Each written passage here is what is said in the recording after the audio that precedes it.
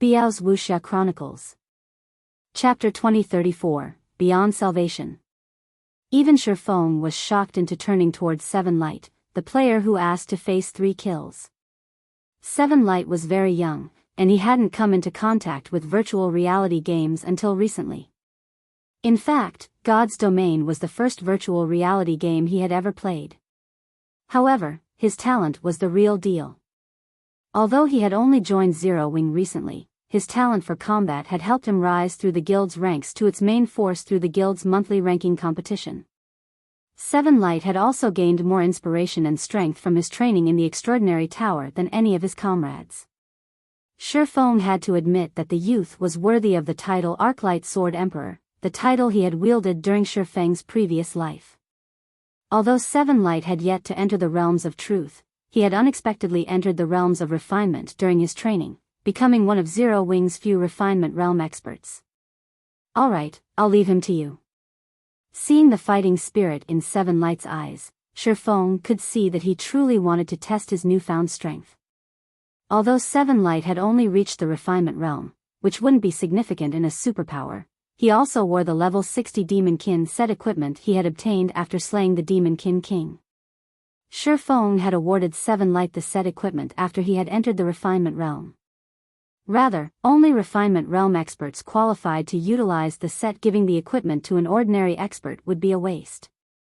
This was also the reason that Shifeng had only distributed the level 60 secret silver equipment to the players who had participated in the Demonkin King raid, while he had stored the fine gold and dark gold equipment in the guild warehouse. Seven Light currently wore the level 60 dark gold ranked Demonkin chest piece and boots, while the pants, gloves, helmet, and bracers were fine gold ranked set pieces. Despite the difference in quality, the combination still activated the Demonkin set's 6-piece set effects. The Demonkin set's effects were no weaker than Kola's Scorching Wind set. However, since the Scorching Wind set was level 70 equipment, its basic attribute bonuses were far higher than the level 60 Demonkin set. They were 2 of the best set equipment available in the game right now. Understood. I swear I will complete this mission. Seven Light could not help his growing excitement when Shifeng agreed to his request. After listening to the conversation between Shifeng and Seven Light, the Tier 2 female cleric nearby rolled her eyes at Zero Wing's members. Now, she looked at the players as if they were psychopaths. Their opponent had once been a super guild's guild leader, a legendary existence in the virtual gaming world, yet Shifeng and Seven Light spoke as if 3 kills was some common monster that could easily be defeated. Big Sis Rue, the Tier 2 cleric, could not help but tug on Cleansed Rue's sleeve in a plead for comfort. She hoped that Cleansed Rue would be able to dissuade these lunatics. Cleansed Rue could only sigh in response, expressing her agreement. However, she found it natural that Zero Wing's members knew nothing of 3 kills. After all, Zero Wing was a relatively new guild, so it was ignorant about many things regarding the virtual gaming world's hierarchy. Furthermore, 3 kills had retired over a decade ago. After all was said and done, she had been responsible for inviting Zero Wing's members here, and since they wanted to smash through the blockade, how could she demand they sacrifice themselves to simply buy some time instead? Vice Guild Leader Rue, it's almost time. Should we set off? Shifeng asked as he turned to Cleansed Rue. Are we not going to discuss our plan for getting past the blockade? Cleansed Rue asked, giving Shifeng a strange look. Aside from Zero Wing's 14 members, she had brought with her more than 900 experts from the 100 Flowers Palace to help their operation. Although she recognized Shifeng and his companion's strength, they were, at best, as powerful as ordinary peak experts. They should be far weaker than a superpower's peak experts. If they did not plan this operation properly, the enemy ranged experts would likely bombard them to smithereens before they could reach the blockade. Moreover, the defenders had the advantage with how narrow the terrain was. Even a 10,000-strong army could easily hold back several tens of thousands of players for a long time, much less their team of 1,000 players. Right. We need to come up with a plan. Realization dawned on Shifeng. Shifeng's reaction rendered the 100 Flowers Palace members speechless. They hadn't dreamed that Zero Wing would have an upper echelon that lacked such common sense. I'll explain what I have in mind, then. After giving the matter some thought, Shifeng said, later, my team and I will spearhead the charge. Once we tear a hole through Starlink's defenses, the enemy will concentrate their firepower on us. Catch up with us the moment you see an opening, and try to avoid fighting the enemy as much as possible. We are severely outnumbered, after all. If we try to fight them, we'll be at a disadvantage. As soon as Shifeng finished, every player from the 100 Flowers Palace stared at him with dropped jaws. They would have cursed at him if Cleansed Rue hadn't been there. How was that supposed to be a plan? He basically wanted them to launch a kamikaze attack.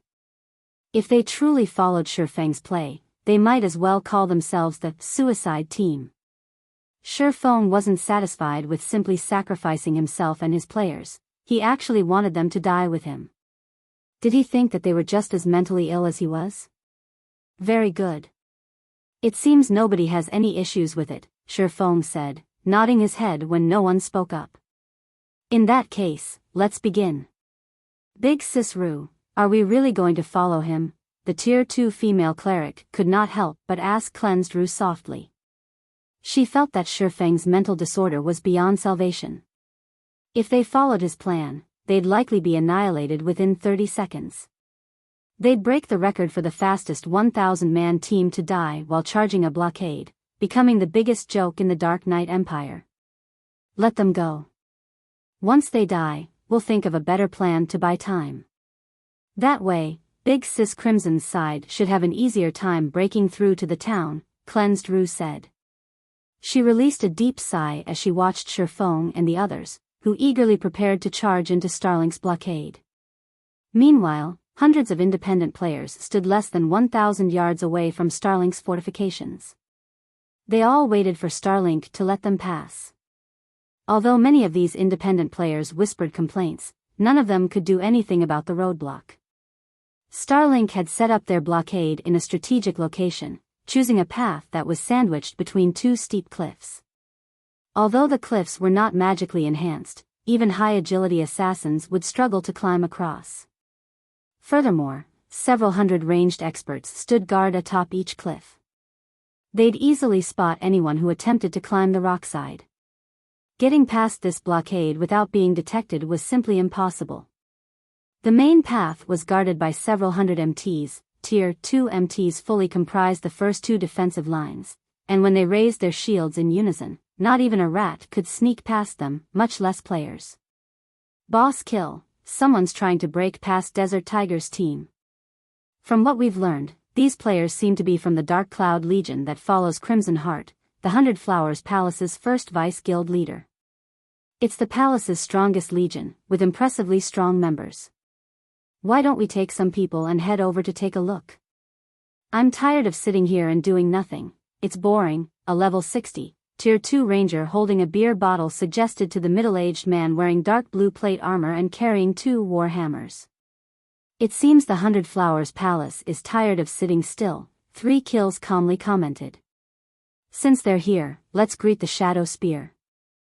Although 3 Kills looked like a man in his 40s, and he was relatively slim, lacking muscle mass, he radiated a chilling aura that made players unconsciously distance themselves from him. If a player examined him with an advanced identification skill, they'd discover that 3 Kills was a level 62, Tier 2 berserker, and his equipment was just as frightening. He wore a total of 5 epic items, 4 equipment pieces and 1 weapon.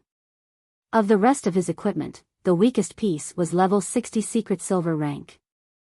His aura wasn't the slightest bit inferior to a level 60 Grand Lord's. As 3 Kills finished speaking, the Starlink players that were responsible for scouting the surrounding area shouted, "Enemy sighted 500 yards away. A team of players is rapidly approaching." With the scouts' warning, Starlink's elite players began to grow nervous. The 100 Flowers Palace had been pushed to the brink of destruction, and the guild wouldn't spare any expense to get past their roadblock. Even though they had the defender's advantage, they'd need to spend a long time grinding to recover the lost EXP on the off chance that they died in the upcoming battle. Luck is on our side today. We actually get to participate in such an event. Hopefully, I'll loot a good piece of equipment before this is over. Starlink's Tier 2 experts, however, didn't respond in kind. Rather, they practically vibrated with excitement and anticipation. The independent players that waited to move past the blockade had heard Starlink's experts, showing similar excitement. They rarely witnessed large-scale guild battles like this, and they were so close to the battlefield. With how chaotic combat was, they might be able to take advantage of the situation to secure some unexpected loot for themselves. The 100 Flowers Palace is launching a two-prong assault? After giving the matter some thought, 3 Kills asked, how many people are approaching? 14. Chapter 2035, Extraordinary Towers Effects. The scout's report stunned Starlink's members, clearly wondering if the scout was toying with them. Even 140 players would die instantly if they assaulted the blockade, much less 14 players. If the 100 Flowers Palace wanted to make it past the roadblock, it should have at least sent a 1,000-man team like the Legion that assaulted Desert Tiger's post. They must be independent players that want to head to Moon Creek Town. The 100 Flowers Palace can't be this stupid. I agree. They're most likely just passing by. The Starlink members that had prepared for a fight began to relax. They also shot the scout disdainful looks for making them worry over nothing. Starlink hadn't publicly announced its siege on Moon Creek Town, so very few knew about it. Even if some players discussed the situation on the official forums, most players grinding in the fields rarely checked the forums while they worked. It wasn't unexpected to find players that didn't know about Starlink's blockades as they made their way to the town. In fact, they had already encountered several similar parties. No. These players are different. They're all wearing black cloaks, and I can't tell who they are. Moreover, their movement speed is extremely high. The man leading the charge is also riding an extraordinary mount. The mount is around 5 meters tall. It should be a secret silver rank or higher. They're definitely not ordinary players, the scout hurriedly explained. Although mounts had already become popular among ordinary players, bronze rank and higher were still incredibly rare. Even at this stage of the game, the various large guilds' upper echelons didn't necessarily own mysterious iron mounts, let alone secret silver rank. That's interesting. Everyone, get ready. We'll see what they intend to do, 3 Kills commanded, deciding to take the situation seriously after hearing the scout's explanation. As the scout had said, ordinary players weren't capable of obtaining a secret silver mount. Even 3 Kills had only recently secured a secret silver mount. When they heard 3 Kills command, Starlink's members began to prepare for combat. After a short moment, a dozen or so figures appeared on the narrow mountain path. Each of them wore a black cloak, preventing anyone from determining whether they were independent or guild players. However, as the scout had claimed, these players rode extraordinary mounts. The movement speed was far greater than common rank mounts, at least as fast as bronze rank dash. Incoming players, listen up. Starlink has closed down this road. Dismount immediately and maintain a 100-yard distance. We'll kill any who resist. One of Starlink's members shouted a warning once the strangers were nearly 100 yards from the blockade. But despite the warning, these intruders maintained their speed, continuing their approach. Didn't they hear Starlink's warning? They had to. I've even farther from the blockade, and I heard it clearly. How could they not hear the warning? Do they plan to charge through the blockade? That shouldn't be the case, right? That's Starlink we're talking about. Such a small force isn't even a warm-up for Starlink's members. The hundreds of independent players waiting by the roadside were astonished as they watched the dozen or so figures run towards the blockade without any hesitation. When the cloaked figures were less than 70 yards from the blockade, another Starlink scout shouted, "A 1,000-man team from the 100 Flowers Palace has appeared 500 yards away. They're slowly approaching our location." Is this first group acting as bait? The Tier 2 Ranger, Mountain Passenger, wondered aloud after taking a swig of his beer. A cold glint flashed in his eyes as he watched the dozen or so mounted figures, saying, "Boss, it seems the 100 Flowers Palace has seriously underestimated us. Can I go ahead and eliminate those riders by myself? Forget it. I'm sure this team is simply here to delay us, ensuring that the team on Desert Tigers Road can make it to Moon Creek Town, 3 Kills said, shaking his head. Smiling, he continued, since that is the case, take a team of 3,000 and reinforce Desert Tigers' forces. As for this bait, we'll leave them to Tyrant. Understood. Mountain Passenger replied as realization dawned on him. As a first-rate guild, the 100 Flowers Palace had ways of learning about their movements. Information gathering was one of a first-rate guild's foundational abilities. Once the palace had discovered their intentions, it would realize that breaking past Starlink's forces would be impossible on this path. Hence, they intended to send wave after wave of a dozen or so players at the blockade, buying time for the palace's Dark Cloud Legion to force its way past the other blockade. Unfortunately, 3 Kills was the palace's opponent this time. If he hadn't been there, its ploy might have been successful. We don't need to waste time on these suicidal bastards. All ranged players, attack together. 3 Kills commanded as he glanced at Shifeng and the other Zero-Wing players. The several hundred ranged players atop the cliffs on both sides of the road began to prepare their attacks. However, just before these players could launch their attacks, a massive, silver magic array appeared above them, covering a 500-yard radius. Pitch-black smoke flowed out of the array, and the Starlink members who were about to use their skills and spells found themselves silenced. An AoE silence? Mountain Passenger stared at the black smoke, stunned. AoE silencing skills and spells were extremely rare in God's domain. A Tier 3 AoE silencing scroll's value could even rival that of a Tier 4 magic scroll, both treasured in any guild. Naturally, skills and tools that could employ an AoE silence were far more valuable, and one would need more than just tens of thousands of gold to purchase one. Yet, for the sake of its bait, the 100 Flowers Palace had used such a trump card. It was insanely extravagant. A futile struggle. Do they think silencing us will change anything? Everyone, use normal attacks. 3 Kills calmly commanded, unfazed by the AoE silence effect. The debuff would be crucial in a team fight. Starlink still had an overwhelming numerical advantage. A single normal attack might not pose much of a threat to these trespassers, but several hundred at the same time would. Furthermore, their ranged players had the high ground. These 14 players would find their attacks difficult to dodge. Hearing 3 Kills command, his teammates calmed down and used normal attacks against Shifeng's group. Hundreds of arrows rained down on Zero-Wing's members. But after a second, Starlink's players were stupefied. The 14 players moved through the arrows as if strolling through their own backyards. None of the arrows touched them. How is this possible? Starlink's members, as well as the 100 Flowers Palace's scouting assassins and the spectating players, stared at Zero-Wing's small force with gaping mouths. They couldn't believe what they were seeing. They were talking about several hundred arrows. Even ordinary experts would be forced to defend themselves with their weapons. Some ordinary experts wouldn't even block every arrow, taking a few hits. However, not only had Shifeng and his party dodged every arrow, but they had also done so effortlessly. Based on their appearances, they still had plenty of energy to spare. However, Seven Light and his companions weren't surprised in the least.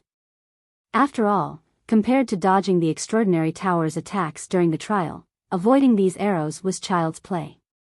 Not only were the arrows much slower, but their attack trajectories remained unchanged, as well. Players that could reach the 150-yard mark in the first floor trial could easily avoid these arrows, not to mention Seven Light and his teammates, who had reached the 100-yard mark. Meanwhile, after Starlink's Rangers launched several volleys of arrows, Seven Light, Remnant Cloud, Stubborn Bone, Graceful Moon, Silent Blade, and the other Zero-Wing experts finally arrived before the blockade's defensive line. The level 58 to 60, Tier 2 Shield Warriors and Guardian Knights that made up the first defensive line had already raised their shields, forming an unshakable steel wall. But when Seven Light and his comrades reached them, they plowed through the wall without hesitation. They did not even pause to find attack opportunities or target the MTs with weaker equipment. Omni Slash. Whirlwind Slash. Savage Charge. Boom. Boom. Boom dash. Like a powerful cannon blast, Zero Wings players forced a hole through the steel wall almost instantly.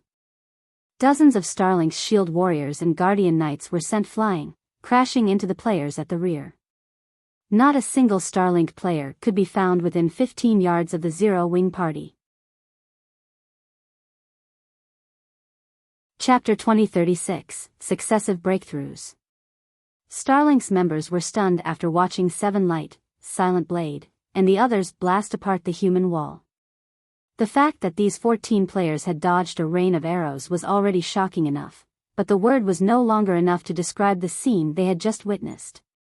Are they monsters? This thought simultaneously drifted through the minds of Starlink's players. The MTs on the first line were bona fide Tier 2 experts, fully geared in level 55 secret silver equipment. Some of them even wore 1 or 2 pieces of level 55 fine gold equipment. They were the envy of ordinary experts. That defensive line shouldn't have broken even under an assault by several thousand elite and expert players. Yet, just 14 players had shattered it. Meanwhile, the independent players and the 100 Flowers Palace's assassin scouts were just as flabbergasted. Not only had Zero Wings party broken past Starlink's defensive lines, but they had also sent the Tier 2 MTs flying over a dozen yards away. Their strength was beyond common sense. However, after a short moment of silence, Starlink's experts recovered from their shock and promptly reinforced the second defensive line while the guild's ranged players provided cover fire. Now, Starlink's members wouldn't dare look down on Seven Light and his party. Only, their changed attitude didn't faze Zero Wings players. Although Starlink's expert players were well equipped, Seven Light and the others were far beyond that. The weakest piece of equipment among them was level 60 secret silver rank, while most of their equipment consisted of level 60 fine gold and dark gold equipment. Their basic attributes far surpassed those of Starlink's experts. Furthermore, due to their Tier 2 skills and spells enhancing their combat power, they increased the gap between themselves and Starlink standards. The difference between them was like the difference between an expert and an ordinary player. Zero Wings players sent one Starlink member after another flying. Starlink's Tier 1 players couldn't even put up a fight as Seven Light and his companions' skills and spells killed them instantly. Without the help of their skills, the guild's Tier 2 experts only survived a few blows before they, too, fell. In less than 10 seconds, Starlink's second defensive line had shattered. Unlike the initial charge, however, Seven Light and his party left corpses in their path. Am I dreaming? Are those people really players? The watching independent players felt as if they were in a dream as they stared at the corpses littering the mountain path. They had witnessed many team battles before, but they had never watched over a dozen players slaughter several thousand. Seven Light and the others massacred Starlink's experts as if they were slaughtering chickens, taking a life with every swing of their weapons. Although Starlink's members had successfully landed a few hits, Zero Wings healers easily mitigated the damage. Although Starlink was normally the target of independent players' hatred, they couldn't help but pity its members as they watched the carnage. Some of them even considered cheering on Starlink's members, protesting the fear and irrationality Seven Light and the others instilled in them. How is this possible? I thought they were supposed to be the palace's bait. Is the Dark Cloud Legion the true bait? 3 Kills was confused as he watched the invaders break his second defensive line. Boss, they're going to reach the third defensive line soon. If they break that line as well, we'll have trouble stopping them, Mountain Passenger warned his commander when he realized that 3 Kills hadn't yet given an order. Should we join the fight? They had set up quite a few defensive lines on this mountain path, but the first 3 were the strongest. If the enemy broke through, the most the rest of their players could do was buy time. They'd have no chance of stopping the 100 Flowers Palace's advance. Meanwhile, failing the first major mission it received after joining Starlink would be a massive embarrassment for Jormungandr. If the fallout weren't handled properly, it might even lose its standing within Starlink. Go. We can no longer afford to hold back, 3 Kills said, nodding. In a chilling tone, he continued, since we must get involved, we cannot give these intruders an easy death. Boss, rest assured, since these people have spoiled our plans, I'll make sure they regret ever standing before us. Mountain Passenger enthusiastically declared. He had to admit that these newcomers were quite strong, nothing that ordinary experts could compare to. However, compared to Jormungandr's peak experts, they were nothing. God's domain had main tools, and among them, some doubled a player's death penalty. Fortunately, these Starlink experts had something even more valuable. The Necromancer's globe in their possession targeted players' souls. Although it was a one-time use item, the targeted player would be barred from logging into God's domain for 5 to 10 days and suffer a permanent 15% decrease to their physique if they died within half an hour. To expert players, such a loss was far worse than losing several levels and several pieces of top-tier equipment. When Zero Wings players were within 30 yards of the third defensive line, 10 figures emerged from both sides of the road, blocking their path. Commander Mountain? When Starlink's members saw these figures, excitement instantly replaced their anxiety. All 10 players were peak experts within the guild, existences that ordinary players like themselves had no hope of comparing to. Every one of them was a monster capable of single-handedly eliminating several hundred ordinary experts. Although 7 Light and the others wielded frightening strength, they were no match for Mountain Passenger's group. After all, 7 Light's party relied on an AoE silencing effect to secure an overwhelming victory. Without it, the first defensive line would have stopped these players. Starlink's peak experts? When 7 Light and his comrades saw these 10 players, they knew that these experts were on an entirely different level than the players they had faced thus far. Every one of them radiated a boundless killing intent, and the weakest piece of equipment on them was level 55 fine gold rank, with quite a few pieces being level 60 secret silver rank. Moreover, some of them wore epic equipment. In terms of equipment, these 10 peak experts could almost rival their own. I'm truly surprised that you managed to break past 2 defensive lines without stopping, but now that our boss has allowed us to take action, your advance stops here. Mountain Passenger said, chuckling as he observed 7 Light and the others. I had wanted to toy with you, but since you've made such a huge mess, we need to put on a show for the Dark Knight Empire. So, I'll have to ask you to struggle as much as you can. After saying so, Mountain Passenger waved a hand. Immediately, the 9 players around him began to move. The leading ranger then removed the ancient, pitch-black bow that hung over a shoulder and pulled back its string. Since you're hiding so far away, I'll start with you. Mountain Passenger said with a sneer. 3 streaks of black light then flew toward Sherfong, who stood the farthest away from the third defensive line. Advanced combat technique, triple moon strike. It seemed as if Mountain Passenger had only fired 3 normal arrows, but in reality, he had launched 6, each arrow moving in tight pairs. When they struck, their hits would contain at least 60% more strength that the ranger possessed. Not even Tier 2 MTs of the same combat standards could stop his attack. However, when these 3 streaks of light clashed with Sherfang's killing ray, they stopped as if they had crashed into an adamantine wall. The arrows crumbled under their own power instantly, their remains scattering across the ground before Sherfang. Chapter 2037, Whimsical Battle. He blocked it? Mountain Passenger stared at the remnants of his arrows in astonishment. He wasn't the only one surprised by the outcome. The other 9 members of 3 Kills' personal security team were also stunned.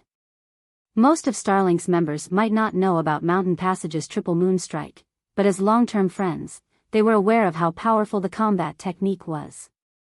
Not even they dared to intercept the move directly. Not only would they suffer grievous injuries by doing so, but it would also force them to reveal holes in their defenses. Yet, Sherfang had neutralized the technique effortlessly. For a moment, they wondered if their eyes had played a trick on them, and Mountain Passage had simply used an ordinary attack, not truly employing a combat technique. Not bad. While it looks like a normal attack, it's actually an advanced combat technique that can end a life if one's not careful. No wonder why you were so confident, Shifeng praised, chuckling at the distant mountain passenger. Mountain Passage wasn't pleased to receive Shifeng's praise, but humiliated, giving the swordsman an intensely frosty expression. As one of Jormungandr's peak experts, he had been quite famous in the virtual gaming world for over a decade. He felt humiliated and displeased to receive such an evaluation from an unknown junior, who was still in his early 20s. You have a big mouth for someone so young. You merely relied on your high strength to block one of my moves. I'll show you what a true expert is. Mountain Passenger bellowed as he readied his bow. Shio. Shio. Shio. One streak of black light after another flew toward Shifeng. Although each attack carried Mountain Passenger's normal strength, the ranger had launched a large number of attacks simultaneously, his arrows raining down on Shifeng without pause. Advanced Combat Technique, Storm Barrage. Unlike Triple Moon Strike, Storm Barrage didn't rely on overwhelming power to destroy the target, rather, it relied on a continuous stream of attacks to suppress and whittle down the target. Mountain Passenger had created the advanced combat technique specifically to counter strength-based players. While the ranger fired his arrows, Seven Light and the other Zero Wing members shifted their gazes to Shifeng. What? Are you thinking of helping him? If that's the case, I've got some bad news for you. You won't get past me. Tyrant Dragon, a level 61, Tier 2 Berserker and another member of 3 Kills personal security team, chuckled at Seven Light and the others. You can only blame that kid for provoking the wrong person. He might have lived a while longer, but now, no one can save him. Help? Giving Tyrant Dragon a curious look, Seven Light asked, why would we try to help him? You don't realize why he needs help? You guys are really looking down on Mountain Passenger. Tyrant Dragon could not help but laugh at Seven Light's response. He never expected to find a bunch of nobodies looking down on Mountain Passenger, someone who had been renowned in the virtual gaming world back in the day. Mountain is quite strong. If he hadn't been keeping such a low profile, he could have easily ranked among the top 100 on the God's Domains experts list. But since it's been so long since anyone has made me laugh, I'll hold off for now and let you witness how powerless someone who only relies on overwhelming strength truly is before Mountain Passenger. This lesson will benefit you all. As soon as Tyrant Dragon finished speaking, more of Mountain Passenger's arrows rained down on Shifeng. Not only were these arrows incredibly fast, but they'd also collide while in mid-flight, altering their attack trajectories. The complexity of Mountain Passenger's attacks was on an entirely different level than the rangers who guarded the mountain path. However, despite the arrows descending, he simply and leisurely walked toward the ranger. As if they were deliberately avoiding Shifeng, none of the falling arrows touched him. Although some of the arrows looked as if they'd find their mark, a blue light would flash before Shifeng, deflecting the arrows and sending them to crash into other arrows. Like the domino effect, these arrows would then collide with other arrows. Eventually, every arrow that might have struck Shifeng landed at his feet. Am I dreaming? Every player watching the battle was stupefied by the scene. Although they had considered the possibility of Shifeng avoiding the arrows or using a skill to block them, they had never imagined that a player could counter a rain-like attack method using nothing more than normal attacks. Not even domain realm experts would necessarily succeed, let alone peak experts. Storm Barrage consumed a lot of stamina, so Mountain Passenger was forced to stop after a little more than 10 seconds of using the technique. Now, when he looked at Shifeng, who stood less than 20 yards away, he did so with an expression that was tenser than ever before. Although he didn't want to admit it, Shifeng's performance wasn't anything like his previous feat. The swordsman had relied on brute force to counter his Triple Moon Strike, but now, he relied entirely on combat techniques. Although I don't know why you would think that I'm not a real expert or why you chose to attack me first, I'd like to know if it's my turn to attack now. Shifeng asked Mountain Passenger with a lackluster expression. The moment Shifeng finished his question, Mountain Passenger felt an unprecedented pressure weigh down on him. He immediately realized that Shifeng wasn't just some player with nothing but basic attributes, but someone with combat standards that could rival, or surpass, his own. Upon realizing this fact, Mountain Passenger pushed his 5 senses to their limits and focused all of his attention on Shifeng. However, Shifeng suddenly vanished without a trace. By the time he relocated the swordsman, the man had moved within attack range. Tier 2 Taboo Skill, Instant Strike. A blue flash passed by Mountain Passenger's throat despite seeing the attack. The ranger had no time to block or dodge the strike. He could only watch as Killing Ray slit his throat, draining his HP bar. Eventually, his HP fell to 0, and he collapsed to the ground. Only after Mountain Passenger's vision faded and his body was thoroughly paralyzed did he understand that Shifeng had killed him, and he had been utterly powerless to retaliate. When Mountain Passenger died, the battlefield seemed to freeze as everyone stared at the ranger's corpse in silence. Mountain Passenger, one of 3 Kill's personal bodyguards, had died, just like that. The players who were most shocked were undoubtedly Tyrant Dragon and the other guard team members. Although they couldn't believe that the ranger was dead, their instincts as peak experts forced them to move. They immediately put more distance between them and Shifeng, moving as far from the swordsman as possible. Their instincts screamed at them that if this man came within attack range, they would suffer dire consequences. Chapter 2038, Frightening Demonkin. Tyrant Dragon and the others reacted very quickly. The instant Mountain Passenger died, they realized that they'd be no match for Shifeng in a one-on-one fight. They'd have to work together if they hoped to secure their victory. However, as Tyrant Dragon and his teammates retreated, Shifeng vanished once more. By the time he reappeared, he stood before a level 60, Tier 2 assassin. He was so fast that he was impossible to follow with the naked eye. The moment the Tier 2 assassin saw Shifeng before him, he understood that escape was futile. Instinctively, the assassin used his trademark move. Advanced Combat Technique, Phantom Assault. As if the assassin had used a doppelganger skill, his body split into 4 copies, all striking at Shifeng. It was impossible to determine which copy was real. In addition, this assassin possessed an innate talent that amplified the Phantom Assault, Godspeed response. The assassin's reaction speed was extraordinary, allowing him to execute more movements than normal players in the same time span. This was a rare talent that could only surface in 1 out of several million people. When the assassin combined his talent with Phantom Assault, he could execute attacks that were impossible to block. This even held true against an opponent that could see his attacks. However, before the assassin's 4 copies could move within 3 yards of the swordsman, Shifeng's Killing Ray thrust into the assassin's heart with lightning speed. A moment later, the assassin's 3 doppelgangers faded, and his HP fell to 0. When the assassin noticed that his vision had begun to fade and saw the sword impaling his chest, he opened his mouth in an attempt to ask how the swordsman had performed the feat. Unfortunately, the assassin couldn't produce any sound. The other members of 3 Kill's personal security team felt an unprecedented fear launch through them. Shifeng was too fast. Not only was his attack speed incredible, but his reaction speed was just as fast. He's a monster. Do not let him get within melee range.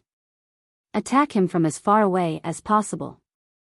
After watching another companion fall, Tyrant Dragon began to retreat away from Shifeng with even more urgency. He now understood that Shifeng was beyond their capabilities. However, a figure abruptly dashed past Tyrant Dragon and intercepted his retreat. The figure also sent 2 fierce thrusts towards Tyrant Dragon's blind spots. Scram! Tyrant Dragon bellowed, sensing the incoming attacks. Twisting, he began to spin while swinging his greatsword, the blade deflecting the incoming strikes. Although he had blocked the 2 attacks, the figure didn't end their assault. On the contrary, this figure intensified their attacks. In the blink of an eye, 2 more attacks flew towards Tyrant Dragon. Defending himself, Tyrant Dragon brandished his greatsword once more. Pung! He blocked these attacks as well, but he had to stumble 3 steps back before he could stabilize his stance. Strength combination. Through his greatsword's vibrations, Tyrant Dragon knew that he hadn't just blocked ordinary attacks. He shifted his gaze toward his assailant, wanting to know who attacked him, but he was stunned to see the player before him. You? The person standing in Tyrant Dragon's way was none other than Seven Light, whom he had been prepared to clash with previously. Tyrant Dragon simply could not believe that this brat was capable of executing a technique as difficult as strength combination. He isn't just a refinement realm expert? Tyrant Dragon couldn't help but wonder as he stared at the youth. Strength combination was an advanced combat technique. Logically, a mere refinement realm expert shouldn't be able to master the technique. Normally, players could only master it after reaching the Void Realm since it required perfect timing during execution. The slightest deviation would result in a failure to combine the strength of multiple attacks. A player would only be able to perform such a precise attack once they were capable of pushing their five senses to their very limits. When Tyrant Dragon recalled Shifeng's victory over Mountain Passenger, he felt that his guess was likely correct. When he realized that this little fellow, who likely wasn't even 20 years old, was a Void Realm expert, he couldn't help his shock. Within the various super guilds, players who could reach the Flowing Water Realm before the age of 20 were considered geniuses among geniuses, treated like priceless gems in their guilds, yet Seven Light had reached the Void Realm at such a young age. He was likely a genius that only surfaced once every decade. If that were the case, Tyrant Dragon was no match for Seven Light in a one-on-one fight even after so long. He hadn't yet mastered strength combination. If he tried to fight a player that had mastered the technique had wielded combat standards on his level, he'd be guaranteed to lose. No. Tyrant Dragon shook his head, attempting to banish the thought. Based on his previous attacks, he should have more strength than me. If he really has mastered strength combination, the impact would have been more intense. While Tyrant Dragon struggled with his internal debate, Seven Light launched another assault. Like before, Seven Light executed 2 attacks. After Tyrant Dragon dodged one of the slashes, he used his greatsword to block the other. Since he only took 1 hit, he didn't stumble in the slightest. Sure enough, Tyrant Dragon could not help but smile at Seven Light's continuous assault. Although I don't know how you managed to grasp strength combination, based on your attacks, you haven't mastered it yet. It's more than enough to take you down. Seven Light snapped, attacking Tyrant Dragon again. Seven Light was aware that he hadn't mastered strength combination. If not for the extraordinary tower's training, he wouldn't have been able to execute the technique at all. Even though he could use the technique, he could only increase his attack strength by 30% after combining his strikes. He also knew that his minor advantage in basic attributes was practically negligible against an expert like Tyrant Dragon. If he tried to face the enemy berserker normally, he'd simply be seeking an early grave. He could only defeat the man by increasing his attack's raw power. With 30% more strength in his strikes, the berserker would suffer a fatal blow if he didn't counter the attacks properly. However, after launching several consecutive attacks, Seven Light's attacks grew weaker, and Tyrant Dragon was able to interrupt them forcibly before he could use the strength combination technique. If Tyrant Dragon had had any access to his skills, the berserker would have long since had defeated him. Fortunately, such an intense life-or-death battle had allowed Seven Light to recognize many of his flaws, especially with the way he utilized strength combination. Brat, you may have a basic attribute advantage, but your time will end soon, Tyrant Dragon commented as he glanced around him. The dark smoke on the battlefield had begun to lessen, signaling that the AoE silence's duration was almost over. He didn't have access to his true strength while silenced, but once the effect was gone, he could finish Seven Light off in less than 10 seconds. If he was not silenced, however, he could finish Seven Light in less than 10 seconds. What about this move, then? Seven Light asked as he activated his Demonkin set 6-piece effect. Demonkin's shadow. Black smoke began to emerge from Seven Light's body, enveloping him. The smoke hid his abrupt and rapid growth. It wasn't long before the smoke receded, revealing a 5-meter-tall Demonkin with a body covered in black smoke. The Demonkin swished his tail and glared at his opponent with frightening, crimson eyes. His killing intent was so intense that nearby players felt as if they had plunged into an icy hell.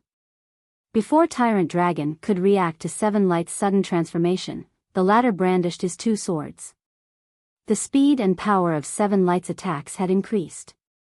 Now, Tyrant Dragon had no opportunity to dodge the attacks, forced to receive the strikes with his greatsword.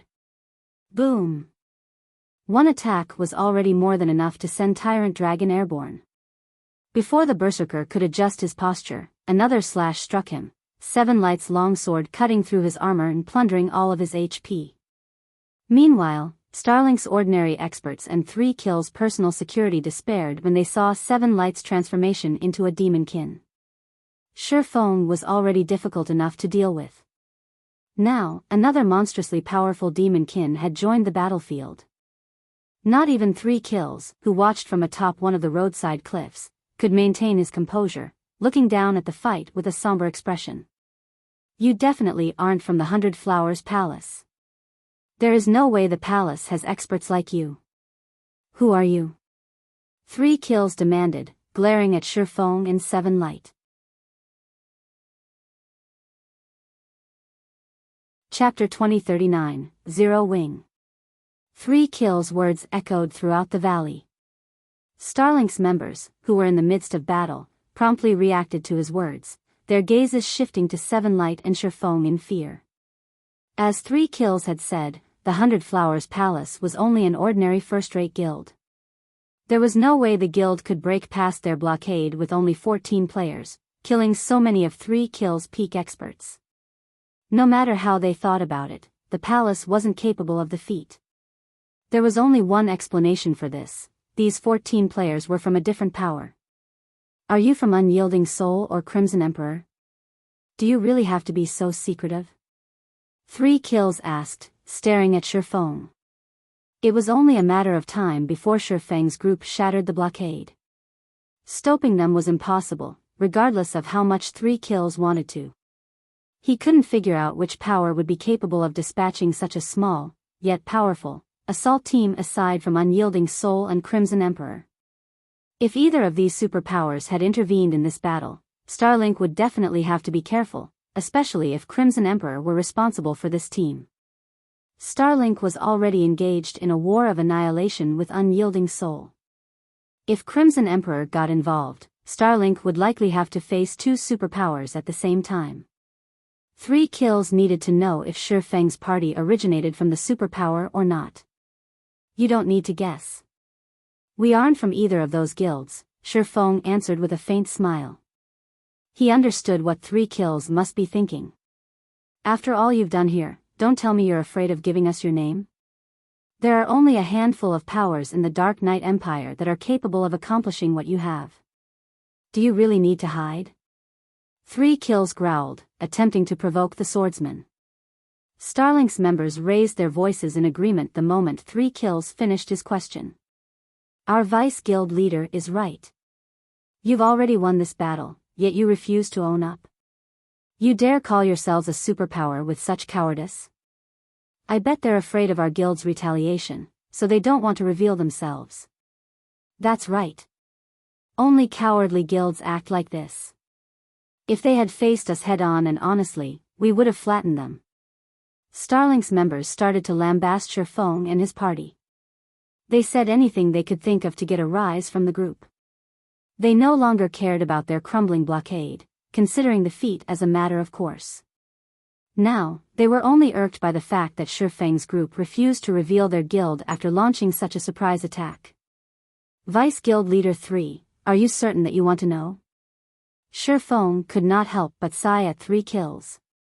What's there preventing you from telling us? 3 kills asked, rolling his eyes. Since Vice Guild Leader 3 has requested the name of our guild, 7, tell them where we're from. Make sure you say it loudly, Shifeng said, turning to Seven Light. Understood. Seven Light, who had transformed into a Demonkin, nodded. After taking a deep breath, he shouted, "Listen up. We are from Zero Wing, and we have come under the 100 Flowers Palace's invitation. If you wish to keep your lives, you should run." After transforming into a gigantic Demonkin, Seven Light's voice had become much louder than normal players. His words easily reached players that stood several hundred yards away. Even the independent players standing outside of the first defensive line could hear him clearly. What did he say? They're Zero Wing's members? How can that be possible? Starlink's members couldn't believe the claim. Zero Wing might be a foreign name to the Dark Knight Empire's general populace, but it was familiar to players from the various guilds. The guild was, after all, the overlord of an entire kingdom. As Starlink members, they would have, more or less, investigated such a powerhouse. However, Zero Wing was merely an up-and-coming guild, only capable of rivaling first-rate guild strength. Claiming that the guild had players who could break past their blockade so effortlessly was a joke. They must be lying. Right. They must be afraid of revealing which superpower they belong to, so they're using Zero Wing to mislead us. They are shameless. And here I thought you had the courage to take responsibility for your actions. What's the point of claiming to be from another guild? Starlink's reaction to Seven Light's declaration was frenzied, as if their rage could only be appeased if Shifeng and his comrades admitted that they were truly from a superpower. Seven Light and the other Zero Wing members were at a loss.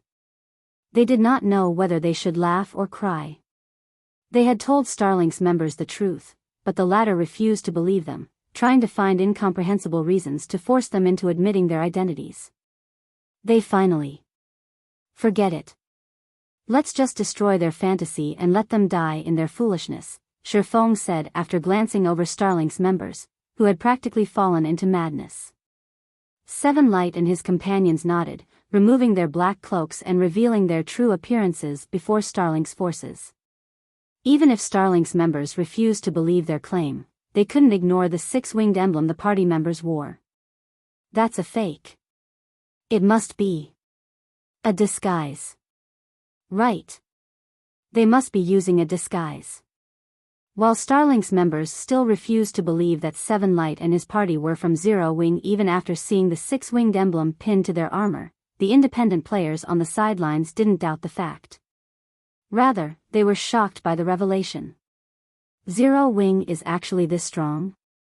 Zero Wing broke past Starlink's blockade with just 14 players. This is big news. After watching Shifeng and the others smash through Starlink's third line of defense so easily, the nearby independent players began to record the remaining battle and post the videos on the official forums. They planned to use this opportunity to make a little extra money on the side. At this time, one of the 100 Flowers Palace's assassin scouts, who watched from several hundred yards away from the blockade, contacted Cleansed Rue. How are things going on Zero Wing's side? Cleansed Rue asked anxiously. She had already notified the assassin scouts to contact her the moment Zero Wing's members began to falter, but she hadn't received word even after so long. She had even begun to wonder if the assassin scouts had forgotten to do their jobs.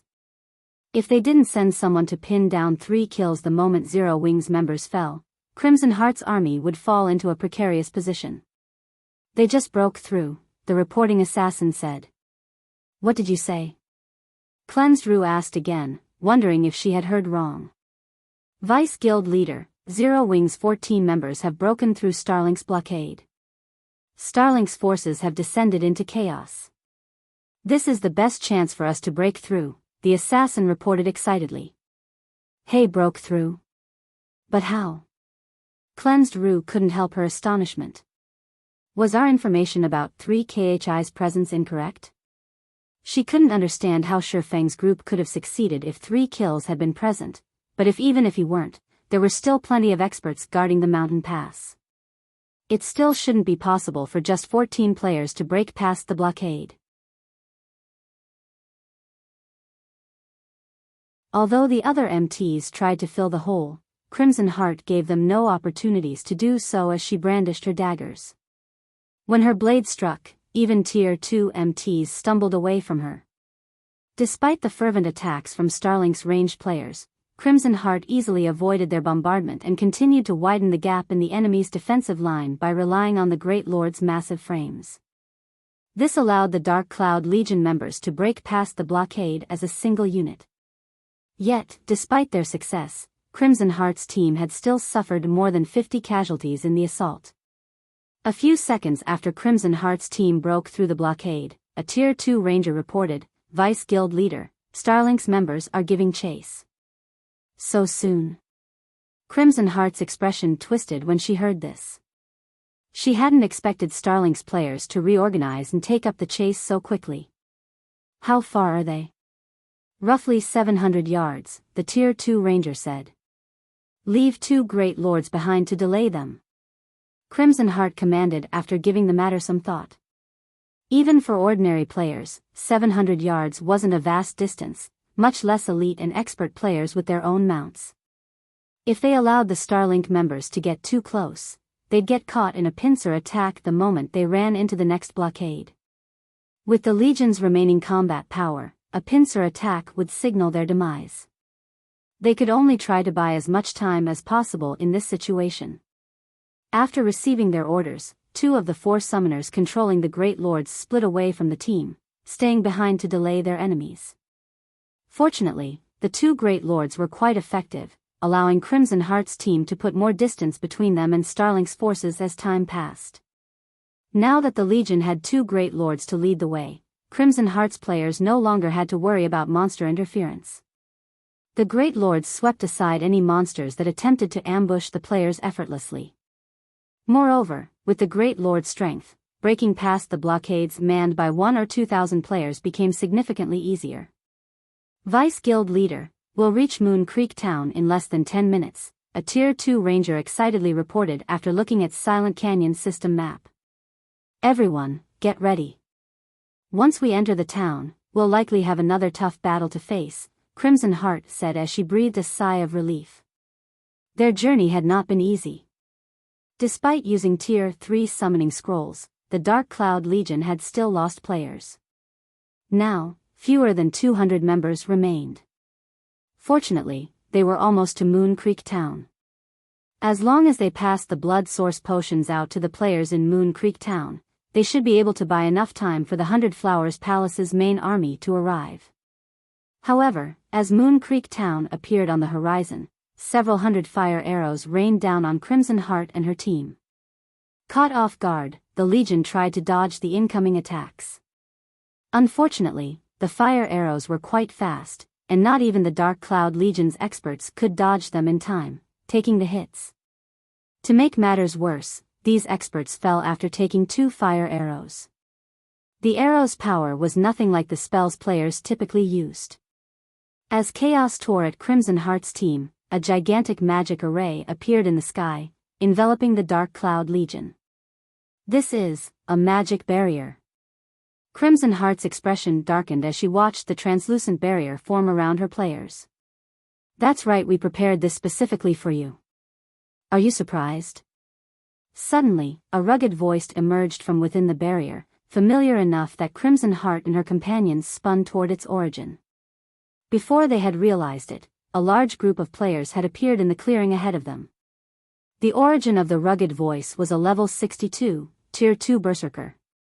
Desert Tiger? Crimson Heart was stunned when she saw the man.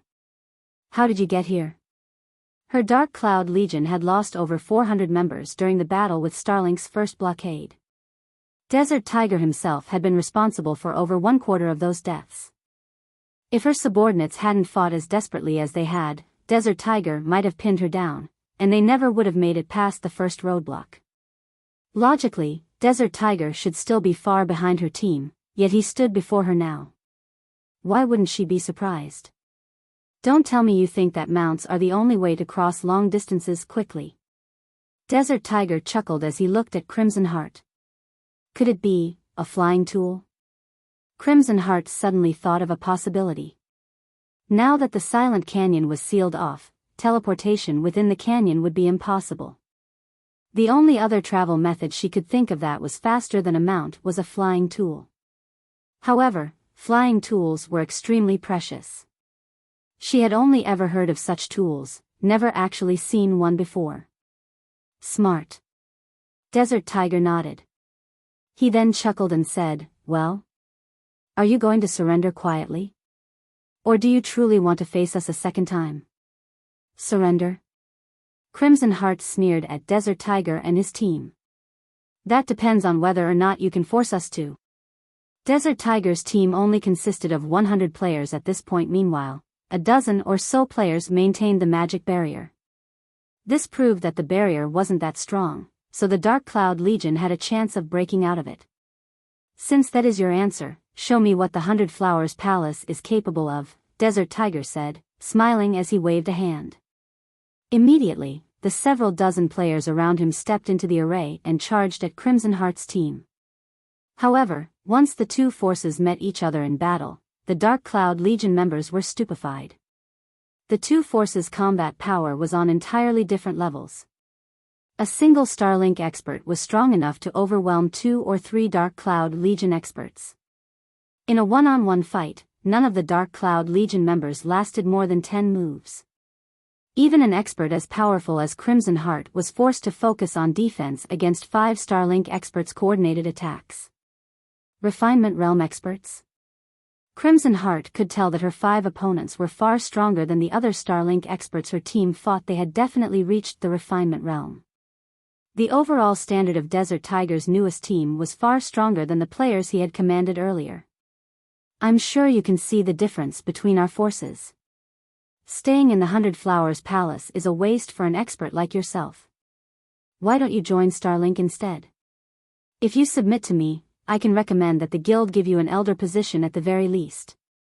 You won't have to fall with the 100 Flowers Palace, Desert Tiger offered.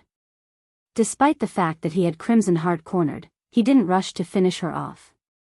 Instead, he continued to try to persuade her, saying, if you are hoping that the team on the other path will reach the town, I'd suggest you abandon the idea. Unlike myself, those old fossils don't have the patience to play with their opponents. In your dreams. Crimson Heart growled, determination flashing in her eyes as she prepared to make a last stand. Since that is the case, I'll send you to hell alongside your precious palace. Desert Tiger bellowed. He immediately activated charge, targeting Crimson Heart. However, as soon as Desert Tiger entered the magic barrier, an indifferent voice echoed across the battlefield. Vice Guild Leader Crimson, I'm truly sorry for the long wait. Everyone turned toward the voice's origin the instant they heard it, spotting a dozen or so figures a short distance away from the magic barrier. The leader of the group was a cloaked, young man. Chapter 2041, She's Telling the Truth. Both Starlink's peak experts and the Dark Cloud Legion's members couldn't help but turn due to the arrival of Shifeng's party on the plain, Broad Road.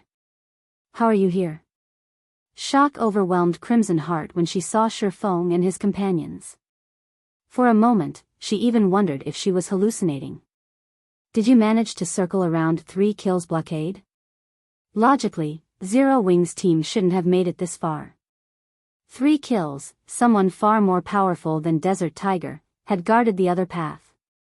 Even her team suffered such severe casualties trying to get past Desert Tiger, yet Zero Wing's team had arrived without losing a single member.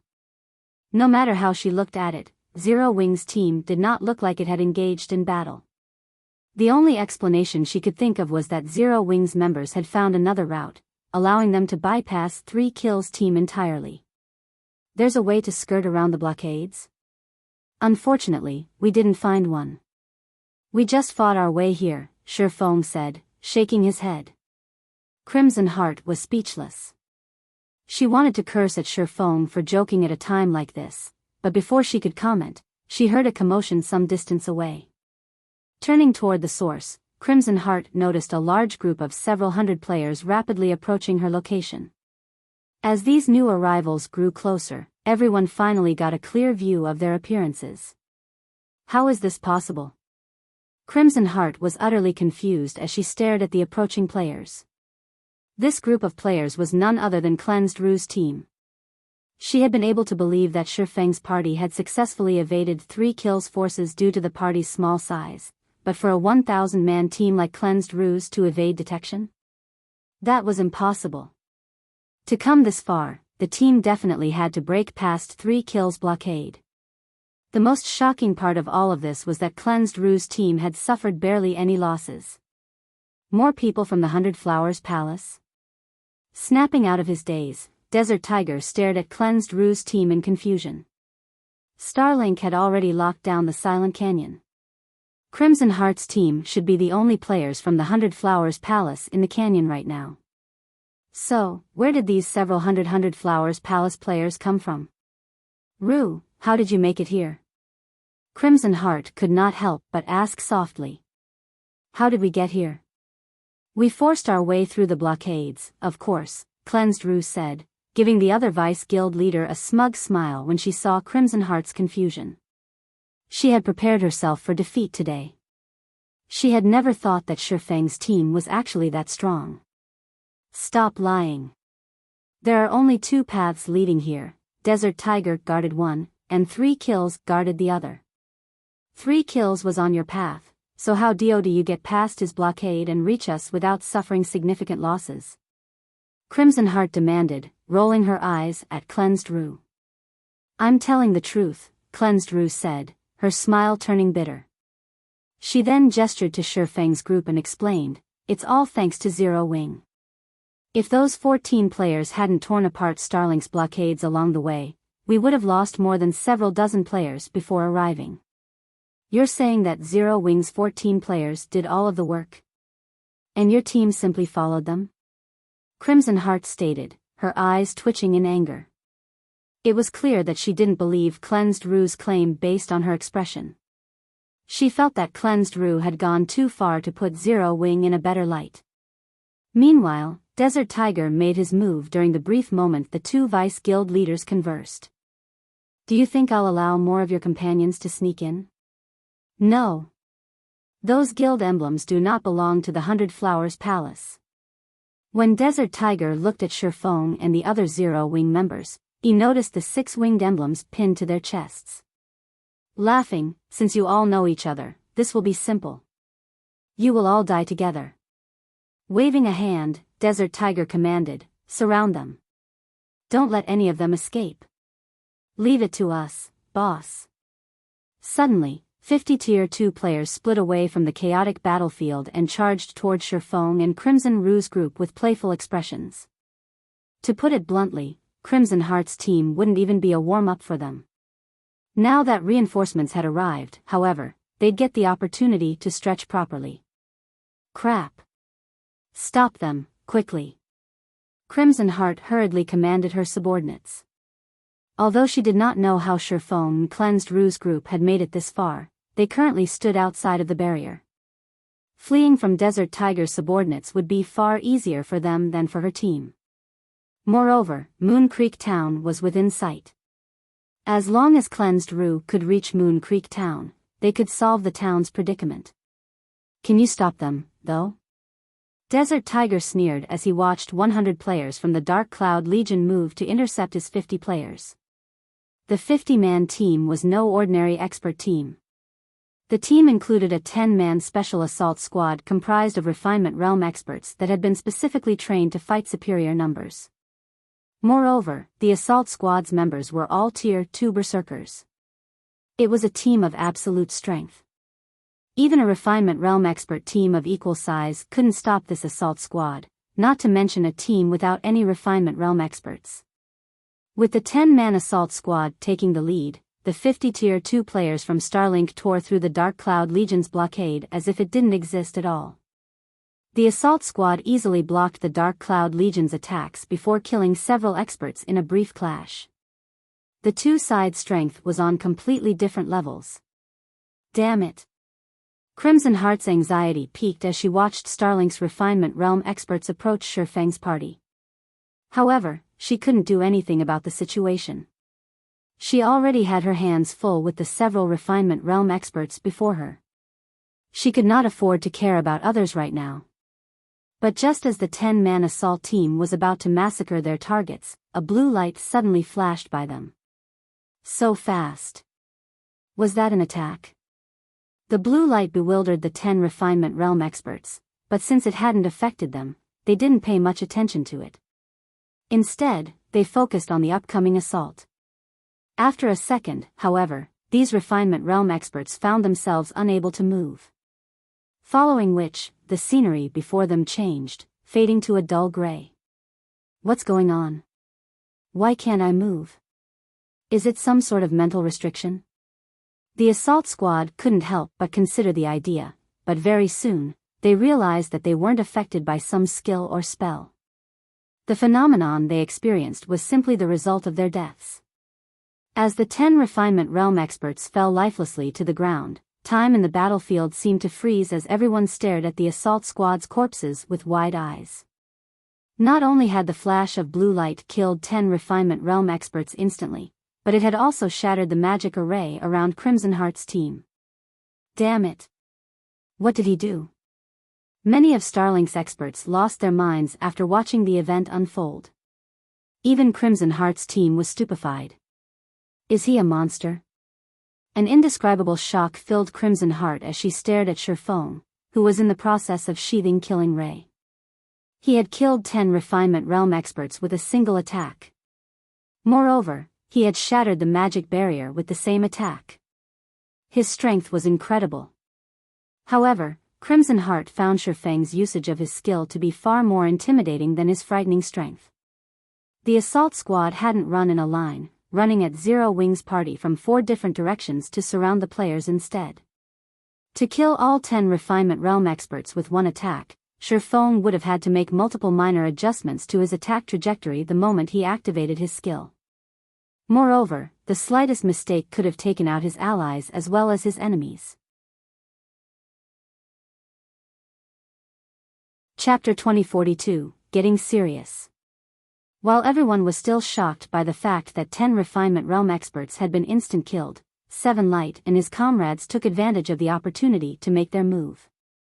In the blink of an eye, 13 figures dashed into Starlink's ranks with vicious attacks. Taking the lead, Seven Light activated Wind Blade and arrived before 3 Starlink MTs and 4 melee players. He then brandished his swords at the MT's sturdy shields. Tier 2 skill, Omni Slash. Suddenly, 4 sword lights radiated out from Seven Light, and although Starlink's members blocked the spreading lights, the resulting impact forced them to stumble back several steps, revealing several holes in their defenses. Seven Light then swung his 2 swords again. 2 sword lights flew toward one of the Tier 2 MTs, one knocked away the MT's shield while the other bit into the player's armor. The MT began to lose HP rapidly. Before the rear line healers could react, Seven Light followed up by swinging one of his long swords and activating the Tier 2 skill, Dispersing Slash. Suddenly, 6 sword lights left Seven Light's long sword, devouring the Tier 2 MT's remaining HP. Although Seven Light's actions seemed slow, from afar, one would only see him charge into the crowd.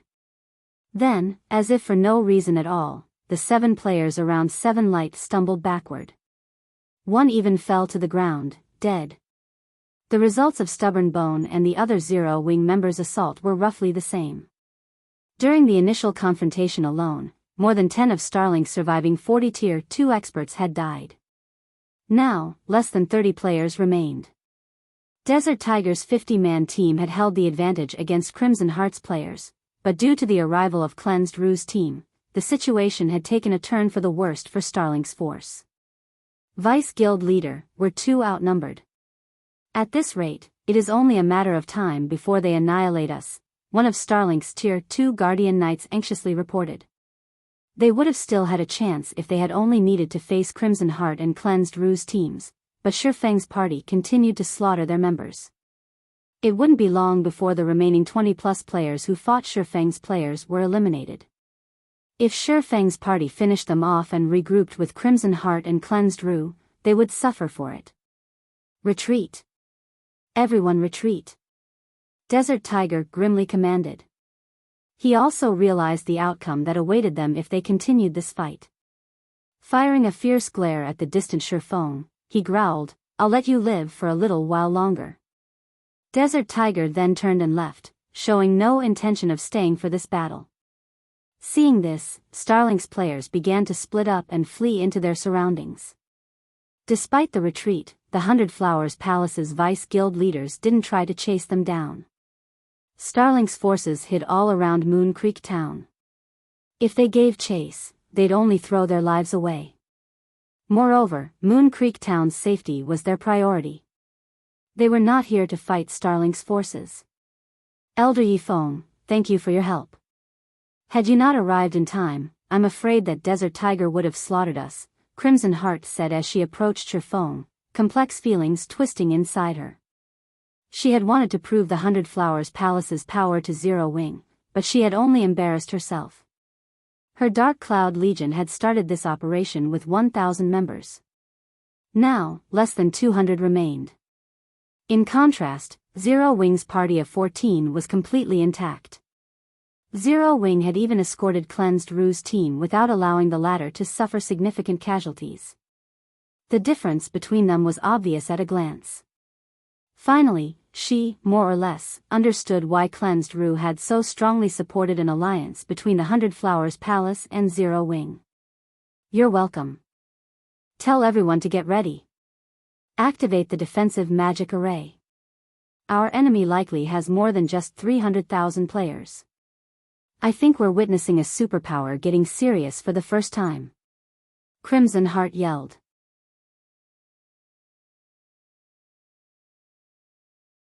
Chapter 2043, A Battle with Two Options.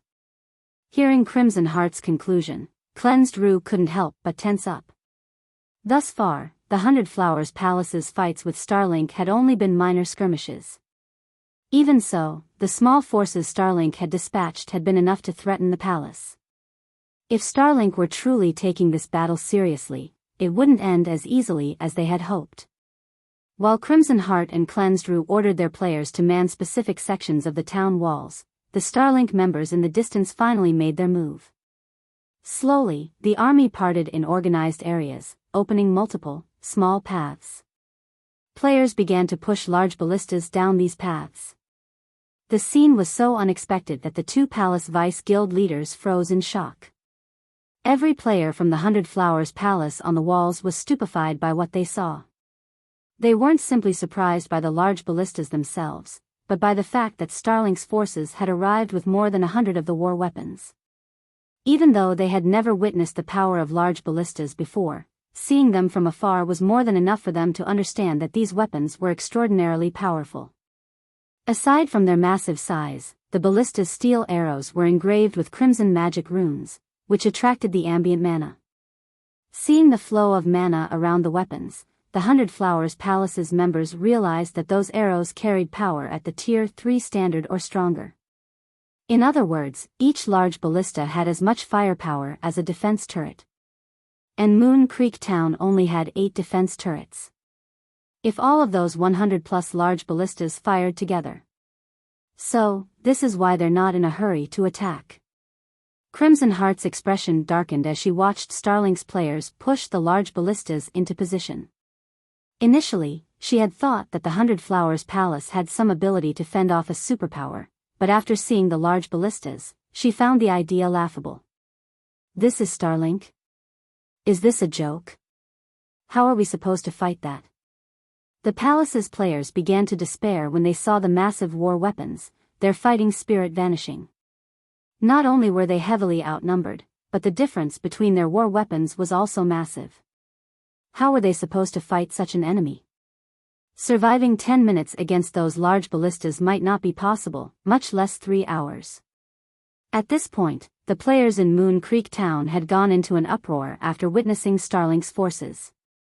The various guild spies in the town frantically reported the situation to their superiors. While a 300,000-strong army of elites was a powerful force, it wasn't impossible to defeat. An army of 100,000 elites, with the defender's advantage, should be more than enough to repel the force. However, it was a different story if the enemy had 100+ large ballistas.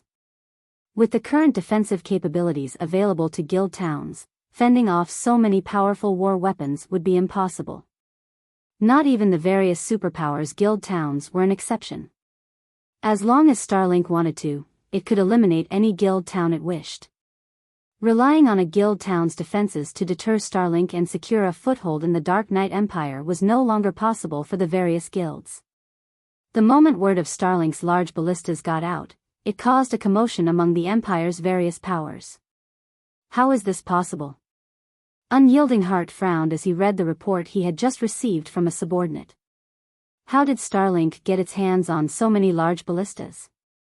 Unyielding Soul had been keeping an eye on Starlink's movements. Naturally, Starlink's attempt to pacify the 100 Flowers Palace hadn't escaped the guild's notice. It was clear what Starlink's true goal was: making an example of the 100 Flowers Palace. Starlink knew that the various major powers, including the 2 superpowers, were watching the situation in Moon Creek Town. So, it planned to use the palace to prove its strength to the Empire's various major powers. Guild leader, do we still plan to head to Moon Creek Town? One of the 100 Flowers Palace's upper echelons could not help but ask. Notify Crimson and Rue. Tell them to abandon the town immediately and get as many people out of there as possible. Shadow Flower commanded, frustrated, after giving the matter some thought. Understood. Silent Canyon, amidst Starlink's army positioned outside of Moon Creek Town. Guild leader, the 100 Flowers Palace's Crimson Heart has just contacted us to express the palace's willingness to hand Moon Creek Town over to us. In return, they have requested that we allow them to leave the town. Dawn Webb, who wore a set of luxurious mage robes and carried a crystalline staff, said, smiling at Lu Xinglua. They want to surrender now that they've realized how much stronger we are. Lu Xinglua revealed a playful smile. From what 3 and Tiger have told me, Zero Wing's members are participating in this war. That is the case, Dawn Webb confirmed. Zero Wing has ruined my plans multiple times now. Since we've met again, I want them to pay interest for their previous insults. Tell the 100 Flowers Palace that if it wants to leave the Silent Canyon, it must kill every Zero Wing player in the town within the next 10 minutes. I'll allow them to leave the canyon safely if they complete the task. If not, they should abandon any hope of leaving this place alive. Lu Xinglua said, sneering. Understood. I'll notify them right away. Dawn Webb replied before sending her subordinates to relay the message. Meanwhile, standing on Moon Creek Town's walls. Big Sis Crimson, Starlink has sent a reply. Zero Wing or survival, we can only choose one, Cleansed Rue said grimly as she read the message her subordinate had sent. Starlink must really look down on our guild, Crimson Heart said frostily. Notify everyone. We will fight the enemy to the death. Even if we are annihilated, we'll take some of Starlink's forces with us. Rue, organize an expert legion. Once the battle begins, escort Zero Wing's members away from the battlefield. This is the 100 Flowers Palace's problem. Zero Wing has already helped us quite a bit. We cannot drag them any further into this mess. I understand. Cleansed Rue nodded. Cleansed Rue left to follow Crimson Heart's instructions. As for Crimson Heart, she began to gather her forces to prepare for combat. 10 minutes passed quickly. Good. Very good. When Lu Xinglua, who watched Moon Creek Town from a high vantage point, didn't receive a reply from Crimson Heart, he commanded, since they want to die, I will grant their wish. Notify our members to begin the attack. I want every player from the 100 Flowers Palace dead.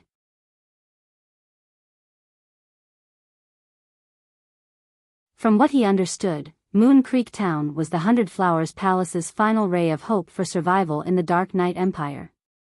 If the palace lost this town, it would have no choice but to leave the Empire. We can no longer afford to defend the town. The difference between our forces' strength is simply too great. At this point, all we can do is try to preserve as much of the guild's strength as possible, Cleansed Rue said, shaking her head. She, too, wanted to protect Moon Creek Town, but the difference between her guild's strength and their enemies was clear for all to see. Even if Shadow Flower's army of 200,000 elite and expert players reached the town in time, the reinforcements couldn't change the war's outcome. Against more than 100 large ballistas, Moon Creek Town's defenses were practically non-existent. Rather than throwing their lives away in a pointless struggle, it would be wiser if they simply found another location to settle in. Is that so? Sure Feng, more or less, understood the 100 Flowers Palace's reasoning. Smiling, he asked, what if I say that there is a way to hold on to Moon Creek Town?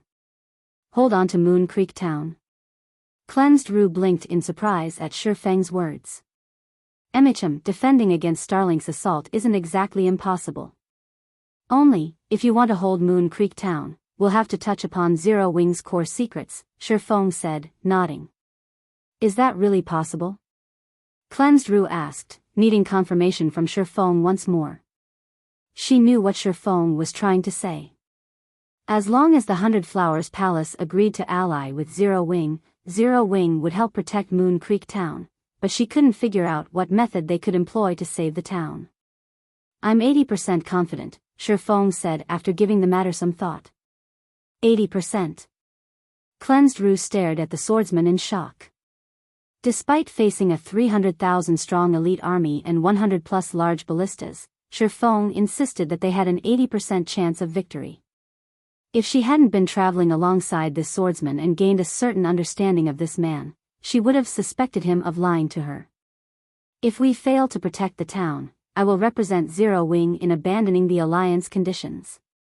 On the contrary, if we succeed, our previous conditions will remain unchanged. What are your thoughts? Shifeng asked. All right, I'll negotiate with the guild leader immediately. Cleansed Rue nodded to Shifeng's conditions and confident tone. She then contacted Shadow Flower and Crimson Heart, relaying the offer, word for word, and asking them to make a decision. Hold Moon Creek Town? Against such an assault? Crimson Heart found Cleansed Rue's claim difficult to believe. Not even Unyielding Soul and Crimson Emperor would dare interfere in this war now. Not even they could protect Moon Creek Town against Starlink's forces, and they were too afraid of drawing the guild's attention. However, since Zero Wing had made the offer, we won't suffer any additional losses if this plan fails. Giving it a try doesn't matter at this point, Shadow Flower said after considering the situation. In the end, she agreed that Shifeng's conditions were better than doing nothing and fleeing from the Dark Knight Empire. Following which, Cleansed Rue signed a contract with Shifeng on behalf of Shadow Flower, solidifying the alliance between Zero Wing and the 100 Flowers Palace. If Zero Wing successfully protected Moon Creek Town, the 100 Flowers Palace would hand over the management rights to 50% of its shops in the Empire. On the other hand, if Zero Wing failed, this agreement would be null and void. Commander Yifeng, what do you need the 100 Flowers Palace to do? Cleansed Rue asked once the contract had been signed. How many players do you currently have in Moon Creek Town? Shifeng responded with a question. We have 35,000 members garrisoned in the town. Among them, around 3,000 are experts. There are also 1,000 NPC soldiers, 300 of which are Tier 2, Cleansed Rue said. If need be, we can also utilize 4,000 blood source potions to create 4,000 temporary experts. Normally, such a force would be more than enough to defend a town, but against 300,000 elite players, the force would be quite fragile. Not bad. It should be enough. Shifeng nodded approvingly. He then shifted his gaze to Seven Light and the others and commanded, all right, let's get to work. Starlink's large ballistas will be your targets. Wonderful. I didn't think we'd get a chance to use them this time. Seven Light and his comrades' eyes glowed as they received their orders.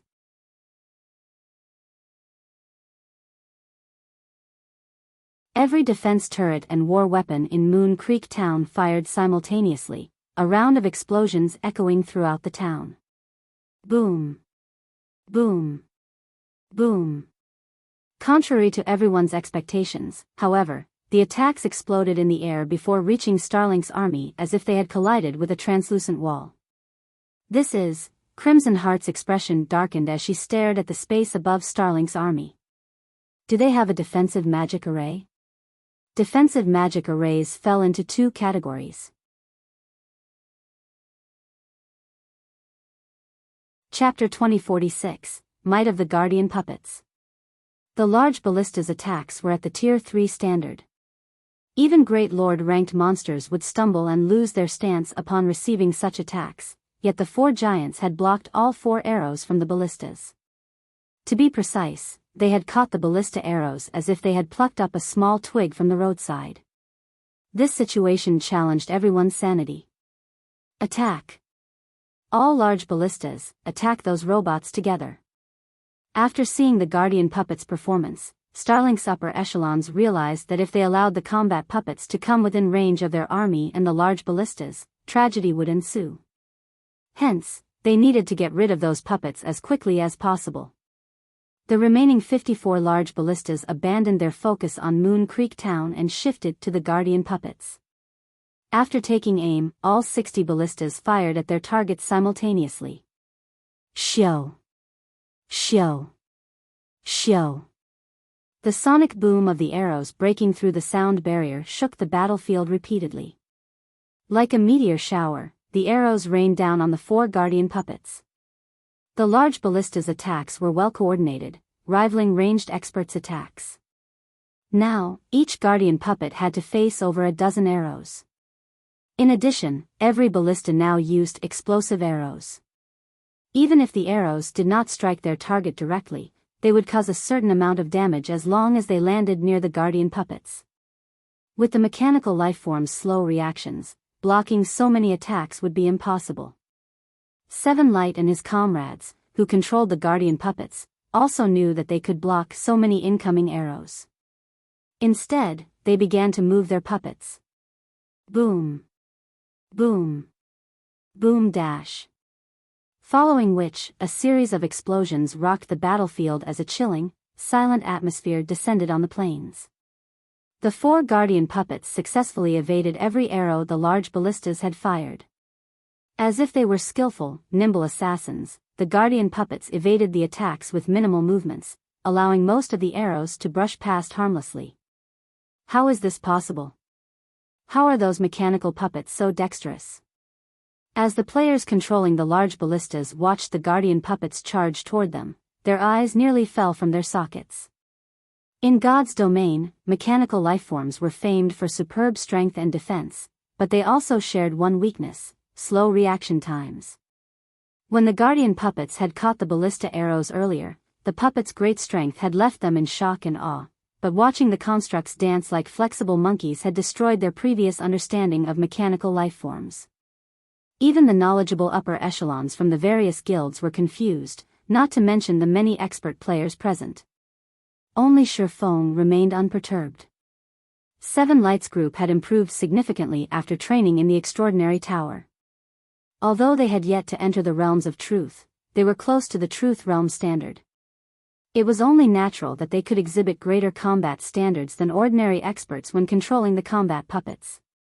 With their skills, dodging a dozen or so arrows would be child's play. Defend yourselves. Do not let those things get near us. Starlink's army commanders shouted. Despite firing volley after volley of arrows, the large ballista's attacks did nothing to slow the Guardian Puppets' advance. On the contrary, the ballistas were forced to retreat to maintain their distance from the constructs. However, Seven Lights Group controlled bronze combat puppets. Their movement speed was far superior to the large ballistas, and as a result, the gap between them continued to shrink. 800 yards. 500 yards. 200 yards. When less than 100 yards separated the two sides, Starlink's members began to grow nervous. However, the 4 Guardian Puppets came to a sudden halt as if they had slammed into a translucent barrier. A defensive magic array? Looking at the barrier before him, Seven Light met it with a series of punches, but the magic barrier remained intact. What a pity. Although my defensive magic array is only basic rank, it has been formed with 49 magic array scrolls. It is one of the best basic defensive magic arrays available. You'll never deplete its energy reserves with a few tier 3 attacks. Lu Xinglua sneered Seven Lights Group. All large ballistas, focus fire on one of those machines. I refuse to believe they can dodge all 60 attacks. While it was true that the large ballistas had a 3-yard attack range, the farther away their target was, the slower their attacks would become due to the air's natural drag. Their accuracy would also suffer.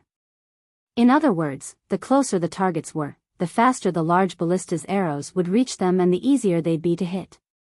A few moments ago, the guardian puppets had been several hundred yards away, so the constructs had plenty of time to dodge the arrows, but now, only 100 yards separated them.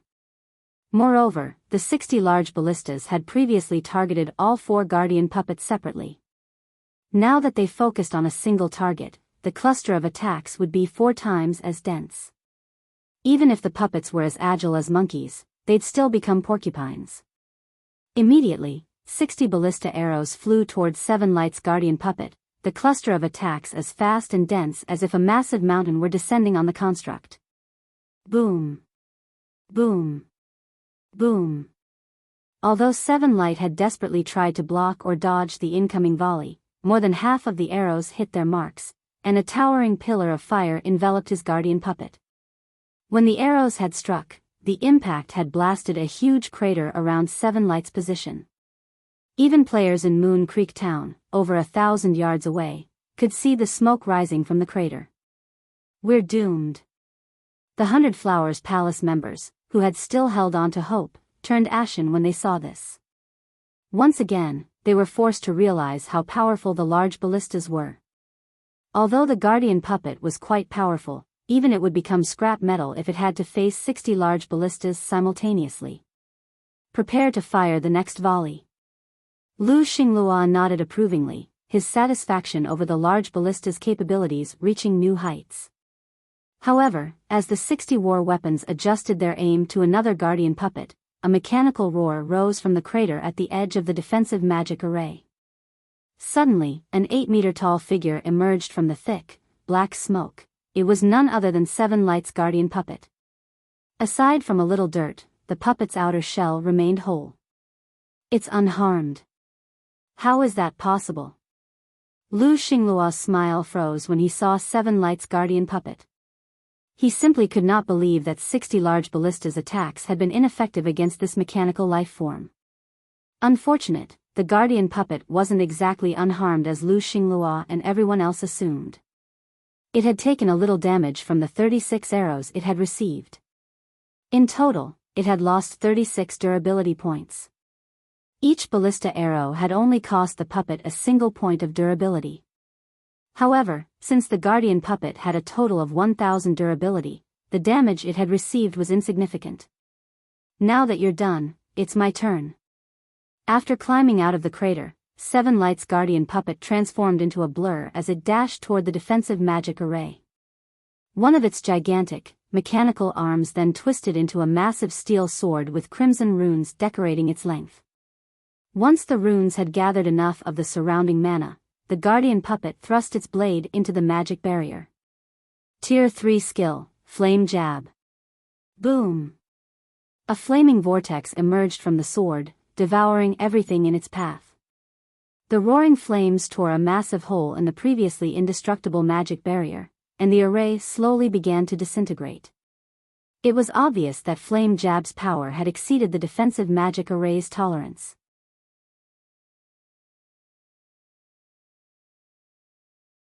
Following their orders, Starlink's summoning unit activated 8 Tier 3 summoning scrolls, commanding their 8 summoned Great Lords to work in pairs to pin down the enemy constructs.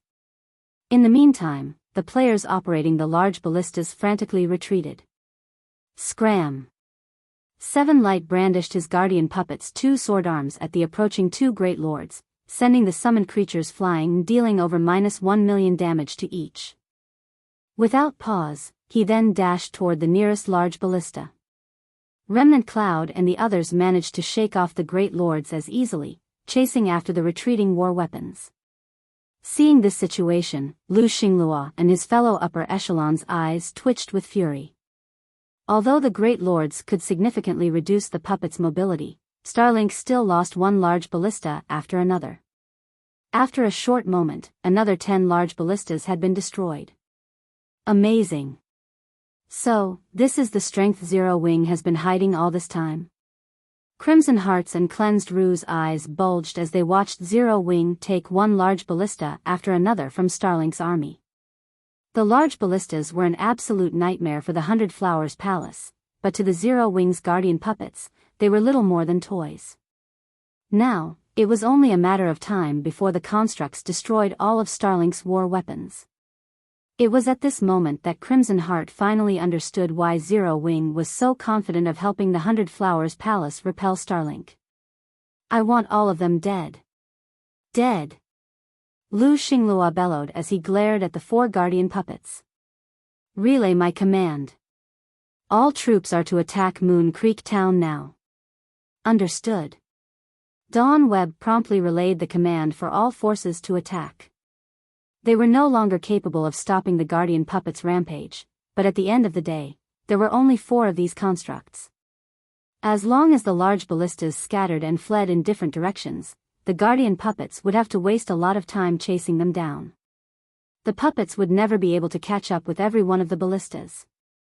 Meanwhile, they still had 300,000 elite and expert players, as well as the 60 other large ballistas on the other side of Moon Creek Town. Even if the guardian puppets were more powerful, they couldn't save the town. Under Lu Xinglua's command, the Starlink forces surrounding Moon Creek Town took action. Big Sis Crimson, the 60 large ballistas on the other side of the town are approaching. Moreover, the enemy players have started to charge towards us. By the looks of it, Starlink no longer intends to conserve its strength, Cleansed Rue commented anxiously after receiving a report from the players on the other side of Moon Creek Town. Crimson Heart's expression darkened. Turning to Shifeng, she asked, Commander Yifeng, do you have any countermeasures? She was already out of ideas. The difference between the combat power under her control and her enemies was too massive. Players alone could no longer turn the tide of this battle. Sure enough, 4 guardian puppets aren't enough. The situation didn't particularly surprise Shifeng. Although the guardian puppets were quite powerful, with so few of them, it was unrealistic to rely on them to protect Moon Creek Town. After a moment, he replied, since Starlink has gotten serious, let's do the same. Get serious? Us? Shifeng's answer rendered Crimson Heart speechless. They had been taking this war as seriously as they could and more. Let's head over to the other side and take a look, Shifeng said, chuckling. He then led the way across town. Meanwhile, on the other side of Moon Creek Town. By the time Shifeng and the others arrived, the battle had begun. The town's defensive magic array repeatedly cracked under the large ballista's bombardment. It was only a matter of time before the magic barrier shattered. Moreover, a large number of Starlink players were already within 300 yards of the town. Even though these players didn't have the protection of a defensive magic array, they paid no heed to the defensive turrets and arrow towers' attacks. They focused fully on advancing and attacking the town. Kill them. Their defensive magic array won't last much longer. When Starlink's members realized that the magic barrier was taking longer to regenerate, they attacked with even greater ferocity. This made the 100 Flowers Palace members on the town walls nervous. Guild leader, the battle on the other side of Moon Creek Town has begun. Once the magic array falls, our men will charge into the town, Dawn Webb reported to Lu Xinglua. Good. I want to see just how Zero Wing intends to help the palace protect the town now. Lu Xinglua snarled viciously as he watched the 4 guardian puppets, which were still chasing the retreating large ballistas. Suddenly, however, a gigantic magic array appeared on the other side of Moon Creek Town, dyeing the sky crimson. Even though Lu Xinglua wasn't anywhere near the array, he could clearly see the violent mana storm it caused. After a short moment, a flame dragon, looming over a dozen meters tall, emerged from the magic array. The dragon's roar echoed throughout Moon Creek Town and its surrounding area. A dragon?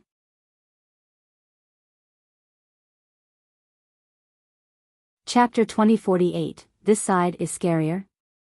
Why is there a dragon? Lu Xinglua was stunned to see the flame dragon hover above Moon Creek Town. Dragons were destruction incarnate in God's domain. Even if the flame dragon before him were not a true dragon, merely an inferior dragon, it would still be extremely difficult to take down. When they saw the flame dragon appear on the battlefield, Starlink's army, which stood before Moon Creek Town's walls, was dazed. Not only was the flame dragon before them gigantic, but it was also a level 80 monster. It would be a nightmare to deal with for current players. Moreover, the creature's aura was even more frightening than its massive form. The Starlink members within 100 yards of the monster felt as if their bodies had been replaced with mercury, and their instincts screamed at them to run away. Don't panic, everyone. A single monster can't stop us. Besides, this flame dragon is only Tier 3. Summoning unit, use the Tier 3 summoning scrolls. If that flame dragon gets close, suppress it with a magic array, magic unit. Starlink's experts shouted. Although they, too, were nervous, they realized the flame dragon's limitations after a moment of careful observation. If the flame dragon were a Tier 4 mythic monster, they would turn around and flee without a second thought. Numbers weren't enough to defeat such an existence. However, it was a different story for a Tier 3 flame dragon. Even if they were 20 levels lower than the flame dragon, they could still put up a fight against it with a magic array suppression. Furthermore, they'd also have the help of Tier 3 summoned creatures. They could definitely whittle the flame dragon down, although they'd have to pay a high price to do so. Following which, Starlink's army summoned another 8 Tier 3 summoned creatures. Although these summoned creatures were not as high-leveled as the flame dragon, they were still level 78 or level 79. The level difference was practically negligible. They have 8 more Tier 3 summoned creatures? Crimson Heart could not help but tense up when she saw the 7-meter-tall summoned creatures on the battlefield. Tier 3 magic scrolls were extremely rare, and summoning scrolls were among the rarest. To pin down the 4 guardian puppets, Starlink had already used 8 Tier 3 summoning scrolls, and now, it used another 8. Starlink's foundations were simply astonishing. Although the flame dragon was much stronger than the Tier 3 summoned creatures, it wouldn't be able to deal with so many of them. While the 100 Flowers Palace had 4 Tier 3 summoning scrolls it could use as well, the flame dragon would still be at a disadvantage if it had to fight 4 Tier 3 summoned creatures. Furthermore, there were still the 60 large ballistas behind Starlink's army to contend with. The large ballistas might not be useful against the guardian puppet 7 Light and his comrades controlled, but they would have no problems dealing with monsters. Monsters couldn't exhibit as much combat power as players. The large ballista's arrows could easily find their mark. However, just as Starlink's army was about to attack Moon Creek Town, another crimson magic array appeared above the army, covering a 300-yard radius and causing another massive mana surge. The array gathered so much fire-type mana that its density was visible to the naked eye. No! Quick! Get out of there! Starlink's magical class players shouted, trying to warn their allies that stood within the array's range. Unfortunately, the magic array's formation was too fast. In as little as 2 seconds, the magic array had completed, and a moment later, meteorites began to fall from the sky. Tier 3 Curse, Heaven's Fall. Countless meteorites tore through the sky as they rained down on Starlink's army, causing one explosion after another as they struck the ground. Even players from over 1,000 yards away could feel the attack's shockwaves. In the blink of an eye, the earth beneath the array transformed into a sea of fire. After 3 waves of descending meteorites, the ground below the magic array had sunk by several meters, a raging inferno burning in the crater. Even a fool would know what end had befallen the players that had been caught in the magic array's range. The Starlink members that had escaped the attack had come to a full stop as they stared at the scene before them. Fear and joy shone in their eyes. A single attack had decimated a massive portion of the battlefield. Not only had more than 2,000 players died in that attack, but Starlink's 8 Tier 3 summoned creatures also lay within the sea of fire. Although the summoned creatures were still alive, they were heavily injured. They could no longer serve as additional combat power. Damn it! How do they have a Tier 4 large-scale destruction magic scroll? Wait! I think that spell came from the flame dragon. Huh? Isn't the spell over? Why are there still magic arrays around that flame dragon? No! It's casting another spell. Starlink's members had a bad feeling as they watched the magic arrays circle the fire spirit's body. The intensity of the mana that gathered to the arrays felt horrifically familiar. Before anyone could react, another gigantic, crimson array appeared above Starlink's army, but unlike the previous attack, this was a twofold magic array. This magic array gathered even more mana to it than before, and its range was clearly larger. This is a trick. This can't be real. Seeing the colossal magic array above them, Starlink's members realized what was about to happen. Although they could try to run, the array covered a 400-yard radius. As a result, they could only curse their fate. This time, meteorites didn't fall from the sky. Instead, pillars of fire burst from the ground, devouring everything within the AoE.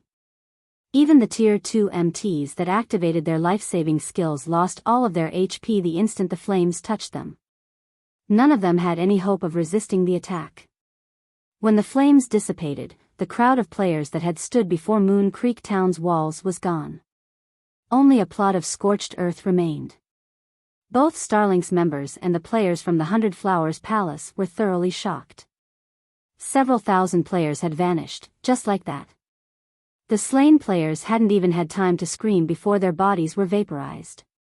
This was no longer a battle. It was a one-sided massacre. Once more, everyone was forced to recognize just how useless Zerg tactics were in the face of large-scale destruction spells. This flame dragon was far more terrifying than the 4 guardian puppets on the other side of the town. Only Shurfeng remained unperturbed. Calmly, he shifted his gaze toward the distant large ballistas and ordered the fire spirit, "Go. Destroy those large ballistas." The fire spirit had been considered a godly war weapon during his previous life, not because of its physical combat prowess and high intellect, but because of its ability to use a variety of fire-type curses and large-scale destruction spells. Without these abilities, the fire spirit wouldn't have been capable of single-handedly fending off superpowers' large-scale assaults. Although his fire spirit was only a Tier 3 creature right now, even the strongest player at this stage of the game was only Tier 2. Starlink's members had no hope of defending themselves against the Tier 3 advanced fire spirit's attacks. After receiving Shurfeng's command, the fire spirit flapped its wings, transforming into a blazing fireball as it flew toward its new targets. Its movement speed was much higher than the guardian puppets, and although the 60 large ballistas tried to repel the dragon with attacks, they couldn't land a single hit. Meanwhile, with the fire spirit's ability to fly, it crossed the 1,000 yards to the large ballistas in only a brief moment. Before Starlink's upper echelons could order a retreat, the fire spirit cast a Tier 3 spell, summoning 36 scorching flame spears around it. It then launched these spears at the nearby large ballistas. Boom! Boom! Boom! In the blink of an eye, the 11 large ballistas within 60 yards of the fire spirit burned to ash.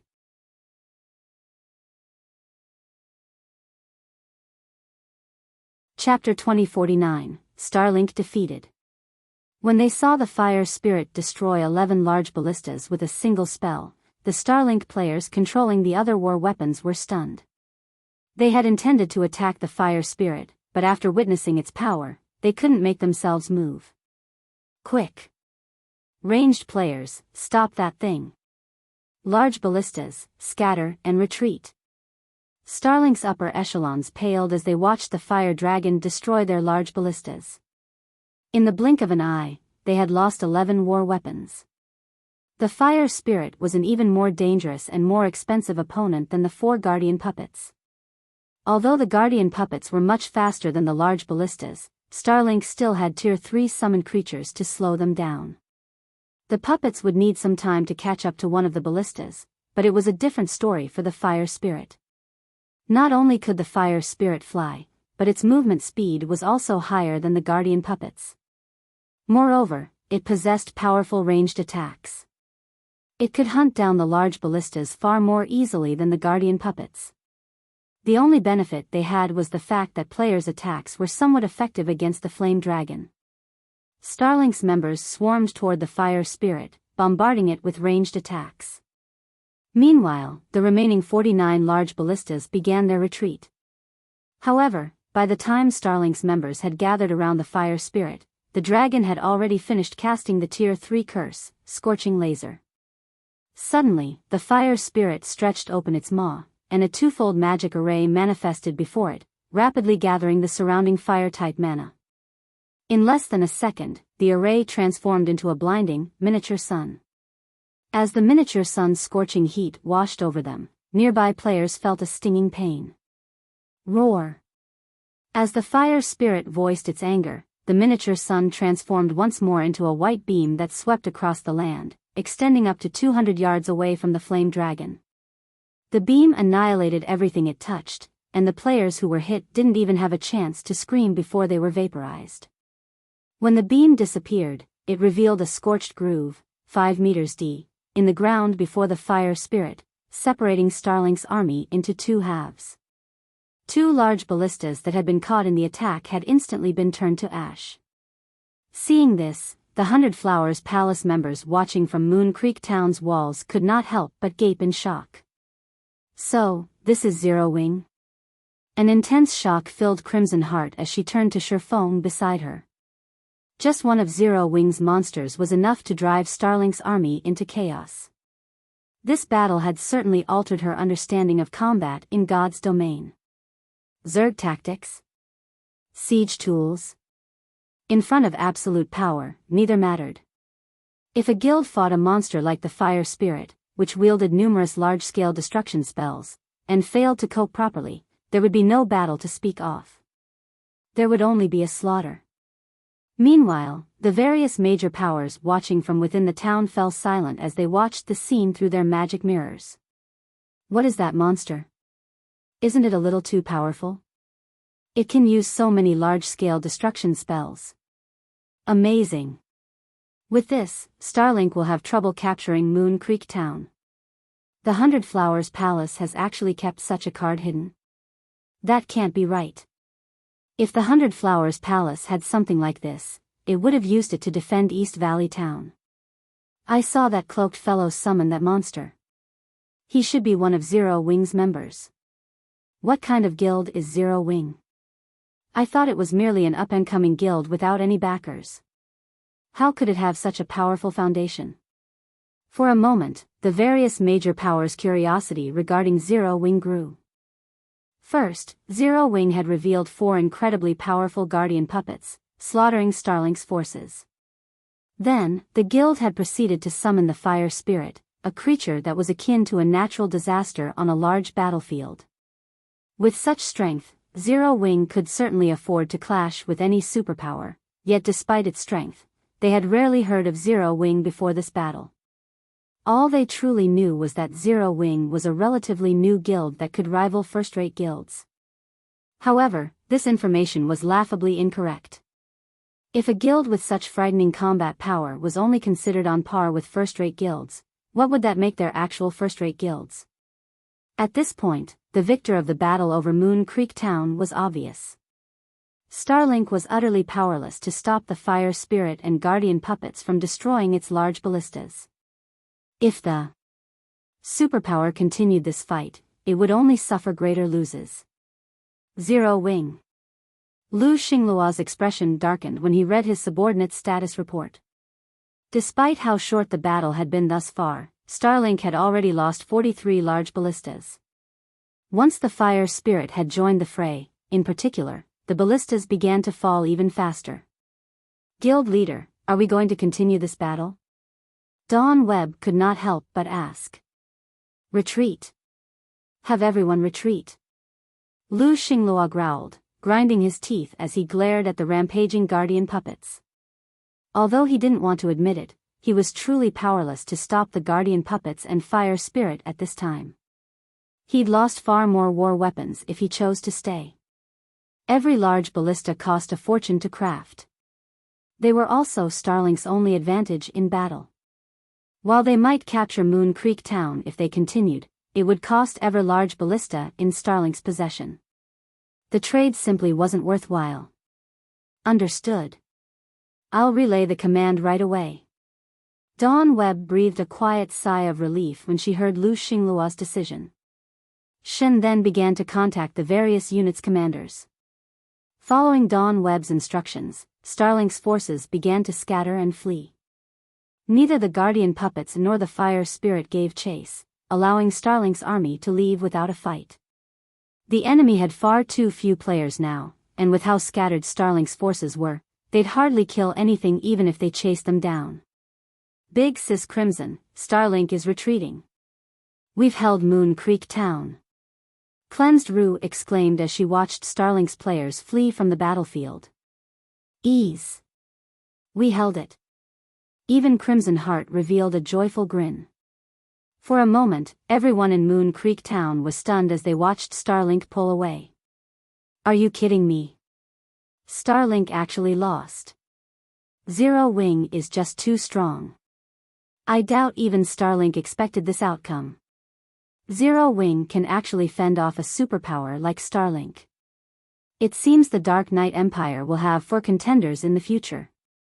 With a single fire spirit and 4 guardian puppets, Zero Wing had repelled a force of 300,000 elite and expert players and more than 100 large ballistas. This was the first time anyone had achieved such a splendorous victory in the Dark Knight Empire. The most shocking aspect of the battle was that a superpower hadn't been responsible for the feat, but Zero Wing, a guild with hardly any renown. This battle's outcome would undoubtedly shake the entire empire. Now that a power capable of contending with Starlink had arrived in the Dark Knight Empire, the Empire's prior status quo was irrelevant.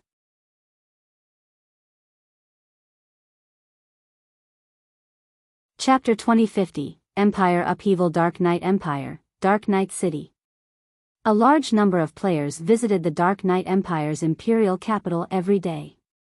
The city was constantly active and lively, both day and night. It was a city that never slept.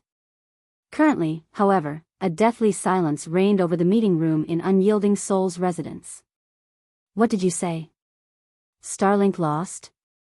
Unyielding Heart, geared in a suit of black armor, was stunned when he heard his subordinates report. Not even Unyielding Soul was guaranteed to defend Moon Creek Town against 300,000 elites and 100+ large ballistas, yet Starlink had suffered defeat. No matter how he looked at it, the situation was ridiculous. Emichim. According to the latest report from Moon Creek Town, Starlink has pulled out of the Silent Canyon. The guild lost roughly 7,000 players in the battle, in addition to 50+ large ballistas. The losses are pretty severe, the Tier 2 assassin said, nodding. We have also collected some footage of the battle. All of the details are in the video. Unyielding Soul had known for some time about Starlink's plan to capture Moon Creek Town and had, subsequently, dispatched quite a few players to the town. This gave the guild access to information on the battle over the town. Everything, from the Guardian Puppet's destruction of Starlink's defensive magic array to the Fire Spirit's massacre of the guild's forces, had been recorded. With this, Unyielding Soul's upper echelons had an in-depth view of the battle. Amazing. With such combat power, it's no wonder why Starlink retreated. Zero Wing should not be underestimated. Heart, haven't you had a few dealings with the guild before? See if you can rope Zero Wing into an alliance. We'll offer 3% of our shares in exchange for 10% of Zero Wings. A share exchange? The proposal the guild's upper echelons suggested slightly surprised Unyielding Heart. He had never thought that they would willingly offer the guild's shares to another entity that wasn't a superpower.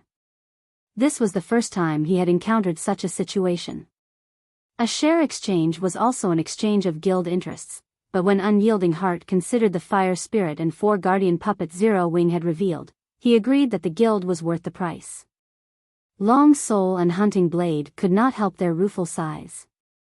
Not long ago, Zero Wing had been a guild on par with first-rate guilds, yet it had already grown into a power that even a super first-rate guild like Unyielding Soul would willingly offer a share exchange for its cooperation. Starlink has suffered a significant loss this time. It will likely need quite some time to recover and will have trouble taking action against us in the near future. We can use this opportunity to secure the rally point in the Phantom Maze. That's right. Starlink has been fighting us for control over the Sea of Trees' Phantom Maze. If we secure the Phantom Maze's rally point, we can acquire a large number of magic crystals and combat techniques. We won't have to worry about nurturing expert players. Although the Strength Zero Wing had displayed surprised unyielding souls upper echelons, they paid more attention to Starlink's defeat. To them, this was definitely a matter worth celebrating. By this time, the Dark Knight Empire's other major powers had also received news about the battle at Moon Creek Town. All of these major powers were astounded. They had never thought that the peerless Starlink would suffer defeat. Moreover, Zero Wing, a guild that they were barely familiar with, had been responsible for its defeat. Zero Wing? Investigate them. Send someone to look into Zero Wing immediately. Zero Wing had suddenly become the center of attention for the Dark Knight Empire's various major powers. Every power was intent on learning more about the guild. After all, a new guild that was powerful enough to defeat Starlink in the Dark Knight Empire meant major changes to the Empire. If they didn't investigate Zero Wing now, they might end up buried under these changes. Dark Knight Empire, Silver Pine City. After the battle at Moon Creek Town, the dark atmosphere that had previously enveloped Silver Pine City had dispersed. The city had reverted to its original, peaceful state. Many players from other cities began to swarm to Silver Pine City, and if one visited the city's teleportation hall, they'd find that most of these new arrivals were guild players. Even elusive guild upper echelons wandered the city streets. It seemed as if Silver Pine City had become the Dark Knight Empire's imperial capital as various major powers gathered here. Big Sis Crimson, the vice guild leaders from 3 second-rate guilds and 1 first-rate guild have come to seek an alliance, a level 58 female summoner reported as she entered the vice guild leader's office. Do you want to meet them? Again? Crimson Heart could not help her bitter smile. All right. Have them wait in the reception room. I'll head there in a moment. Since she had returned to Silver Pine City, more than 20 large guilds had sought her out. The weakest among them was a third-rate guild, while the strongest could even rival the 100 Flowers Palace. This was the first time she had experienced anything like this. This was all due to the alliance between the palace and Zero Wing. To get closer to Zero Wing, the various large guilds had approached her. On the surface, these guilds expressed their desire to cooperate with the 100 Flowers Palace, but in reality, they simply wanted her to recommend them to Zero Wing. They would have far more credibility with an ally's recommendation to Zero Wing than if they approached the guild on their own. Understood. The female summoner nodded before turning to leave, pride filling her heart. Before the battle at Moon Creek Town, Crimson Heart would have been forced to meet with any first-rate guild's vice-guild leader if her presence were requested. However, things had changed. Even such important figures would have to wait in line for a meeting. Crimson Heart shifted her gaze to Shifeng, who currently sat on one side of her office. Commander Yifeng, are you sure these shops are acceptable? Crimson Heart asked curiously. According to their contract with Zero Wing, since the guild had helped hold Moon Creek Town, the 100 Flowers Palace had to agree to the previously proposed alliance. In the future, Zero Wing would protect the palace from Starlink in the Dark Knight Empire. In exchange, the 100 Flowers Palace would concede the management rights of 50% of its shops. She had thought that Shifeng would select shops in important NPC cities, but much to her surprise, that hadn't happened. He had chosen quite a few NPC cities with very small player populations. Some of the shops he had chosen were even in NPC towns. He hadn't actually touched any of the 100 Flowers Palace's top 5 shops. His decision was confounding. Emichim. These will do. Shifeng nodded, not bothering to explain his choices. NPC cities with high player populations weren't important to Zero Wing. It had already joined the Secret Chamber of Commerce and no longer lacked sales channels in major NPC cities. As long as Zero Wing rose within secret, it would gain access to even more NPC cities. What Zero Wing currently lacked was access to NPC cities and important NPC towns with small player populations. Moreover, he had chosen the 100 Flowers Palace's NPC towns while considering non-bag space material transportation. Such items would become far more important in the future, including materials used to craft epic items and war weapons. Fortunately, not a single power in God's domain knew about this yet. Naturally, he had to plan ahead.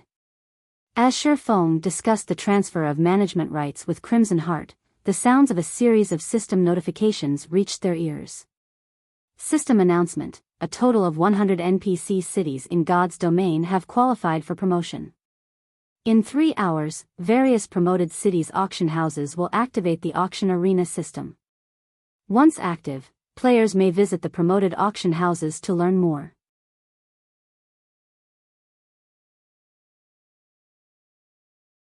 Chapter 2051, Struggle for Hegemony. The system announcement drove God's domain's players into an uproar. They all wanted to learn more about this auction arena system, and the various major powers promptly launched investigations into the matter. To these players, a new game function meant a new opportunity. The power behind this new function was even more important. It was no exaggeration to say that this event could overturn the current status quo in God's domain.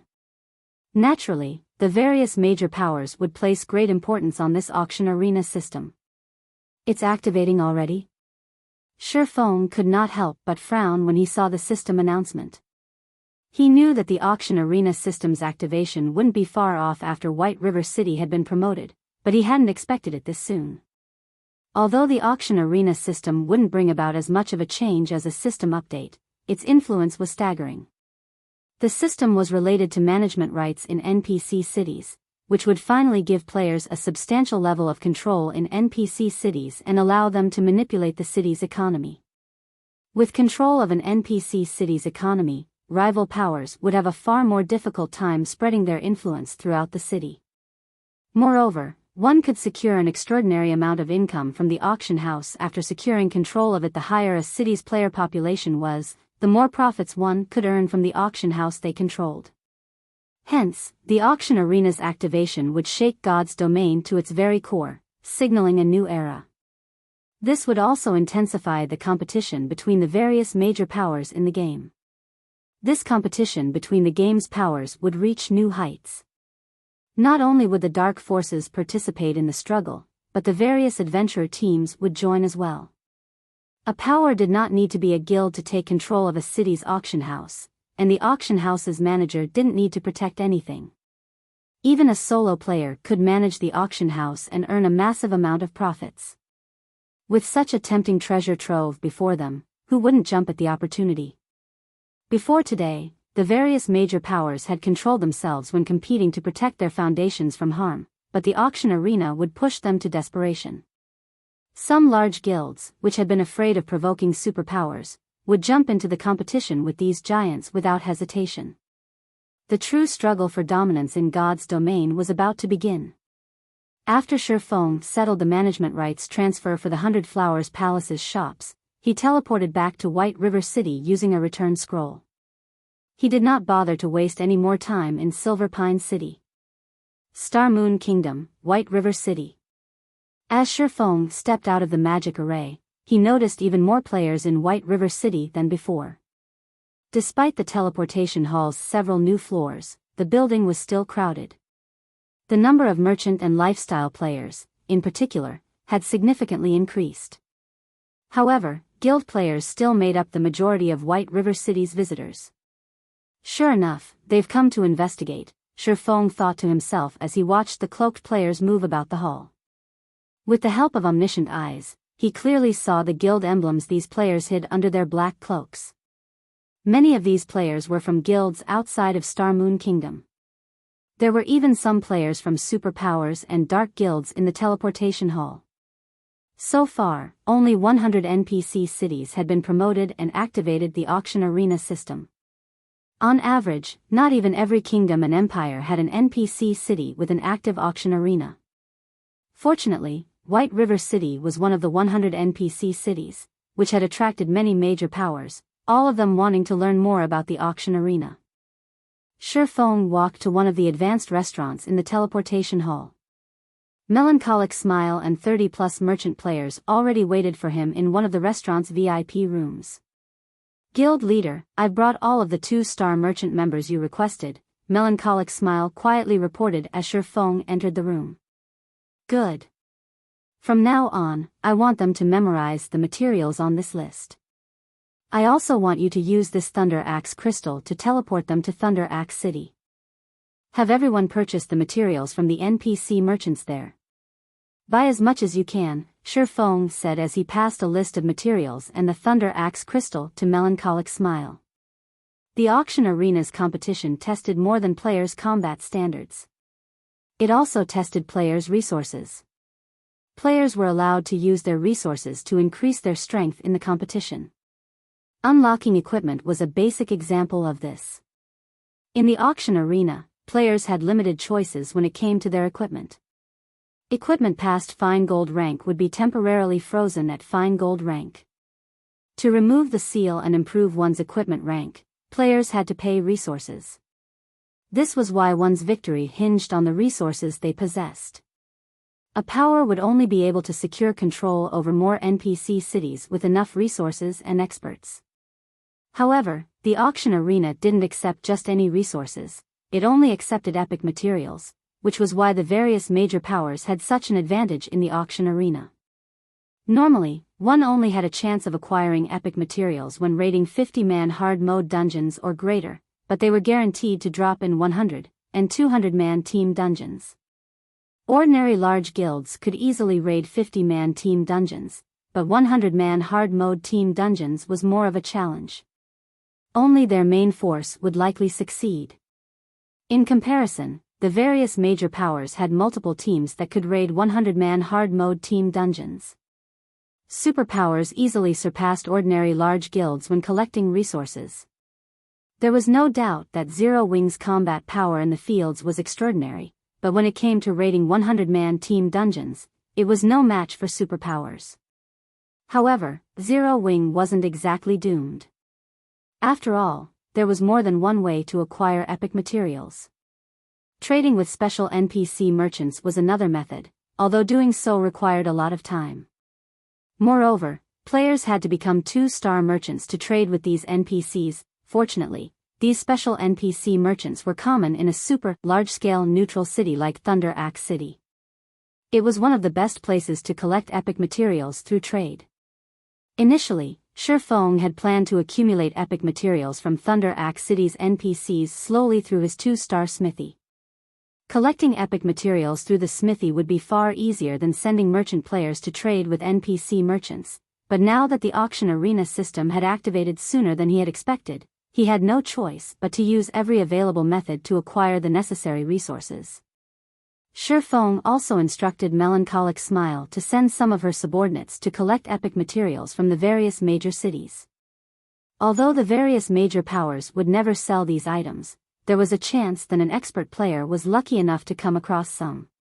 Settling the matters regarding Thunder Axe City and the epic material collection, Shi Feng contacted Aqua Rose, instructing her and the others to focus on raiding 100-man team dungeons.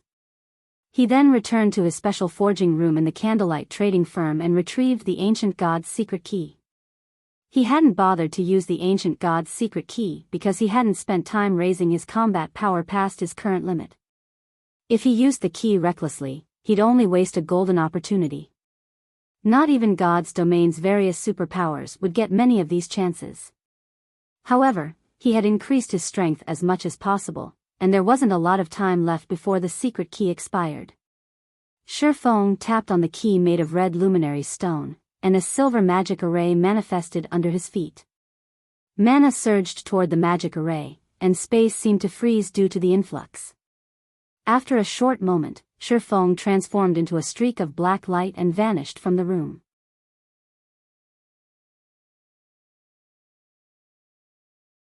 Why wouldn't it surprise him?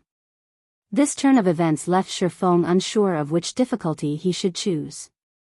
The Ancient God's secret key's trial scaled to the challenger's level.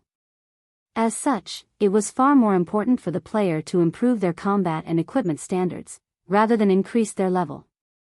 Shi Feng had intended to challenge Hell Mode and pray for a fragmented legendary item, and he had been relatively confident in succeeding. The discovery of an Azura mode, however, put him in a bind. The difficulty of the secret key's trial increased substantially with each difficulty mode. Of course, if one succeeded, they'd be handsomely rewarded. He was almost certain of completing Hell mode, but he'd likely have a hard time if he chose Azura mode. Nothing ventured, nothing gained. Let's go with Azura mode. After giving the matter some thought, Shifeng chose Azura mode. Although he knew he'd have a high chance of earning a fragmented legendary item if he cleared Hell mode, it wasn't a guaranteed drop. Based on the trial setting, however, he should be guaranteed a fragmented legendary item if he cleared Azura mode. Rather than gamble on Hell mode, he might as well take the risk and challenge Azura mode. 2 epic items would be of little help to him or Zero Wing.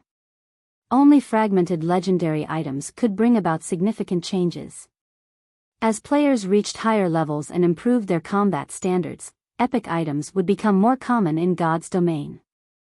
Zero Wing could still rely on its numerous epic items to contend with Superpower's peak experts, but as time passed, the low quantity and quality of Zero Wing's peak experts would begin to show. As luck would have it, nurturing a peak expert took a lot of time, even with players that had ample resources and heaven-defying talent.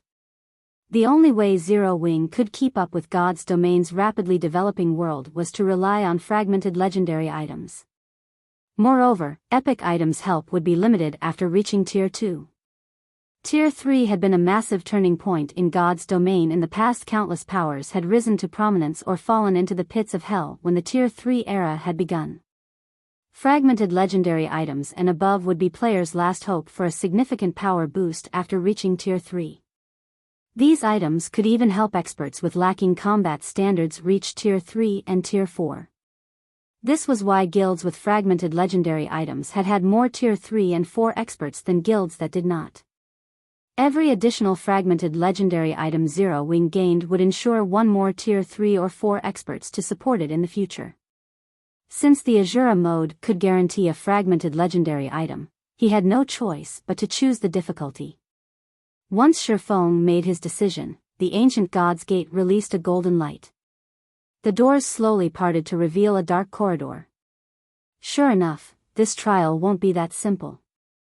Shifeng's expression tensed slightly as he stared down the dark corridor, his instinct screaming that danger awaited him. He could already see multiple skeletons strewn along the corridor's sides from its entrance.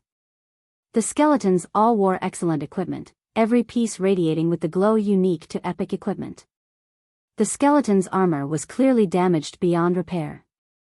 It was easy to imagine how difficult the Azura mode trial was.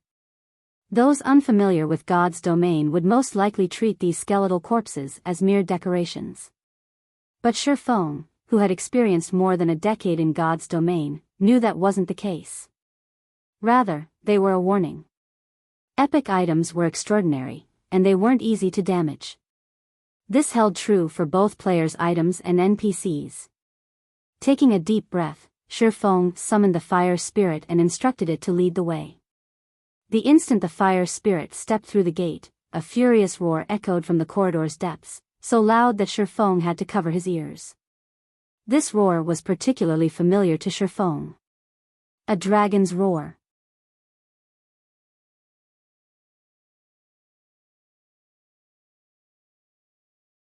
Chapter 2053, Epic Armor Kit Fragment. The majestic dragon's roar reverberated throughout the entire corridor, so powerful that even the sky seemed to shake. Only after the roar faded away could Shifeng finally move his body again. However, after the roar ended, both Shifeng and the fire spirit received a debuff called Dragon's Might, which reduced their reaction speed by 20%, movement speed by 30%, and physique by 15%. They also couldn't receive any buffs from skills and spells. So, this is Azura mode?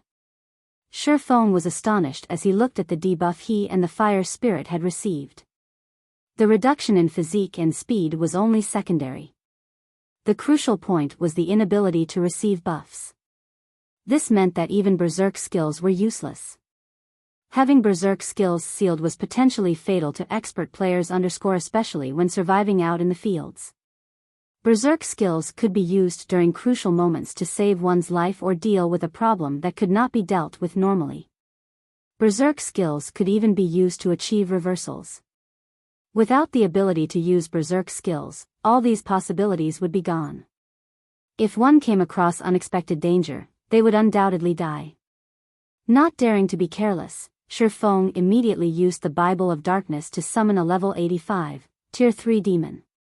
Although the demon was also suppressed by Dragon's might and its overall combat power was inferior to the fire spirits, having the demon was still better than not having it. During crucial moments, he could use it as a meat shield. Following which, Shifeng had the Tier 3 Tomahawk demon lead the way, with the fire spirit following closely behind it. As for himself, he maintained a 50-yard distance from the fire spirit. At this distance, even if the Tomahawk demon and fire spirit got caught in a trap, he would be safe. If they stumbled upon a dangerous situation, he could also run away at a moment's notice.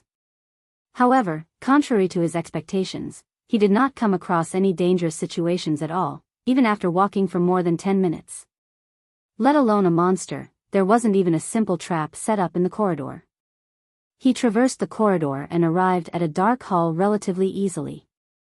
The hall was the size of a football stadium, with stone pillars erected on all sides.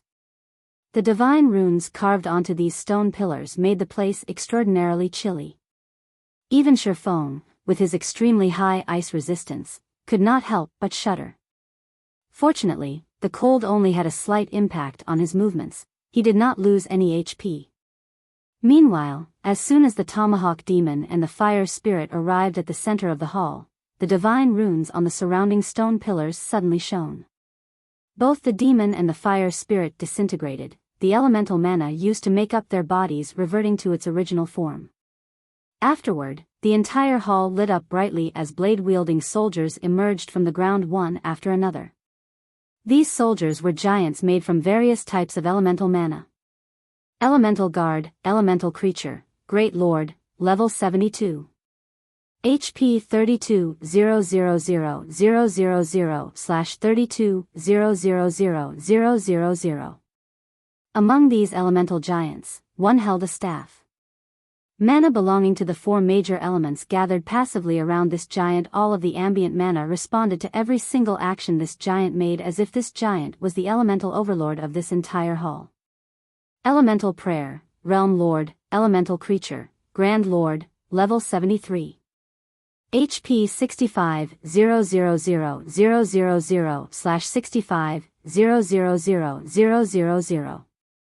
As these elemental creatures appeared, a translucent pillar made out of magic crystal rose from the center of the hall. Sealed inside this translucent pillar was a dazzling, crystalline bottle that radiated a shudder-inducing aura. A bloodline? A trace of surprise flashed across Shifeng's eyes when he saw the crystal bottle inside the magic crystal pillar. Although he had been confident that the Azura mode trial's reward would be something excellent, he never imagined that it would be this excellent. At his standard, epic items no longer posed a temptation. Only top-tier epic items could move him now. However, a bloodline was far more valuable than any epic item. The value of even the most ordinary bloodline rivaled that of a fragmented legendary item. A bloodline might provide expert players more help than a fragmented legendary item.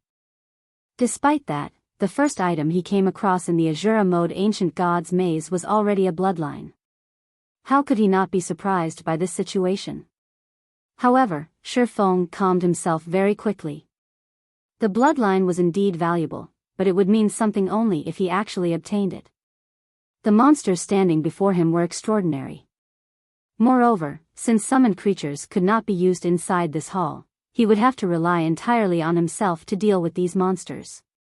However, with just a rough glance, he already spotted more than 200 Great Lord-ranked elemental guards. The elemental prayer standing at the center of the hall was even a realm lord, an existence whose combat power far surpassed that of monsters of the same rank and level. Against such a force, even a level 70, 100-man expert team would not be a match. In a situation where berserk skills and summoned creatures could not be used, even Shifeng would have no choice but to turn tail and run when coming across the elemental prayer. It wasn't because his combat power was inadequate. After all, his current weapons and equipment were already beyond extraordinary. He could easily contend against a Grand Lord of the same level. The problem was that the elemental prayer had too much HP. Before he could whittle down the elemental prayer would have long since killed him. Let's give it a try. Looking at the bloodline stored within the central pillar, Shifeng still decided to attempt the trial. Unlike other trials, the Ancient God's Secret Keys trials allowed players to head to other locations to search for treasures, even if they could not pass a particular hurdle. Each location would have varying difficulties. Only if players died would their time in the trial come to an end. However, it would be such a pity to simply abandon the bloodline and search the other locations. After all, not every location would contain treasures rivaling fragmented legendary items. Other locations in this Azura mode trial might contain only epic items. Following which, Shifeng moved to a corner of the hall and started luring the elemental guards over, one after another. He planned to clear out the elemental guards first before dealing with the elemental prayer. If he tried fighting the elemental prayer and the elemental guards together, he would definitely die a very swift death. Faced with the 4-meter-tall elemental guards, an ordinary Tier 2 expert would have long since run away. However, the elemental guards posed no trouble for Shifeng, as his strength already rivaled that of great lords of the same level. The elemental guard that discovered Shifeng charged at him without hesitation, the great sword in its hands transforming into numerous phantoms as the blade slashed down on Shifeng's head. Tier 3 skill, Shadow Entanglement. Each phantom carried 120% of the elemental guard's strength, and all 7 phantoms struck down at Shifeng from different directions. Even a Tier 2 expert would be killed instantly if they were not careful. However, these attacks were nothing before Shifeng. Crisscrossing the abyssal blade and killing ray, he deflected 2 of the 7 phantom swords toward the other phantom swords, neutralizing the attack in the blink of an eye. Shifeng received no damage at all. Following which, he stabbed the elemental guard's elemental core. Minus 43,574. He dealt a critical hit when striking the core. The elemental guard's HP promptly fell by a visible chunk. Afterward, Shifeng stabbed the elemental core once more with his other sword. As the battle wore on, the elemental guard's HP continuously decreased. Even though the elemental guard's battle recovery was strong, killing the elemental guard was only a matter of time. If another Tier 2 expert were here, they would definitely be shocked by the current scene playing out. A Tier 2 player was actually overwhelming a level 72 Great Lord without using any skills or spells, a feat that even peak experts of the same level could not achieve. However, while Shifeng was indeed capable of killing the elemental guard, at the end of the day, it was still a bona fide Great Lord. Even after he started using skills, he still took close to 8 minutes to finish off the elemental guard. After the elemental guard fell, it dropped several items. When Shifeng took a look at his experience bar, he frowned involuntarily. He had gone through great pains to kill a great lord, yet he was awarded only a pitiful amount of EXP, at the standard of a lord of the same level. However, when Shifeng recalled that this was an ancient god's trial, he found the situation understandable. Great Lord-ranked monsters were relatively rare in the outside world. Now, however, there was a bunch of Great Lords before him. If every one of these Great Lords gave normal amounts of EXP, then his leveling speed would be absurd. Afterward, Shifeng collected the loot on the ground. Just as he was about to lure another elemental guard, he suddenly took note of one of the items he was holding. An epic armor kit fragment.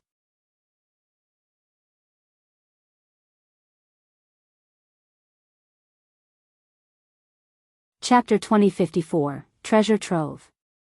Although Shifeng had already checked that nothing was wrong with the system display and confirmed that the item in his hands was indeed an epic armor kit fragment, his heart still shook with disbelief. In God's domain, most armor kits were categorized into basic, intermediate, and advanced ranks. Above advanced armor kits were the extremely rare epic armor kits.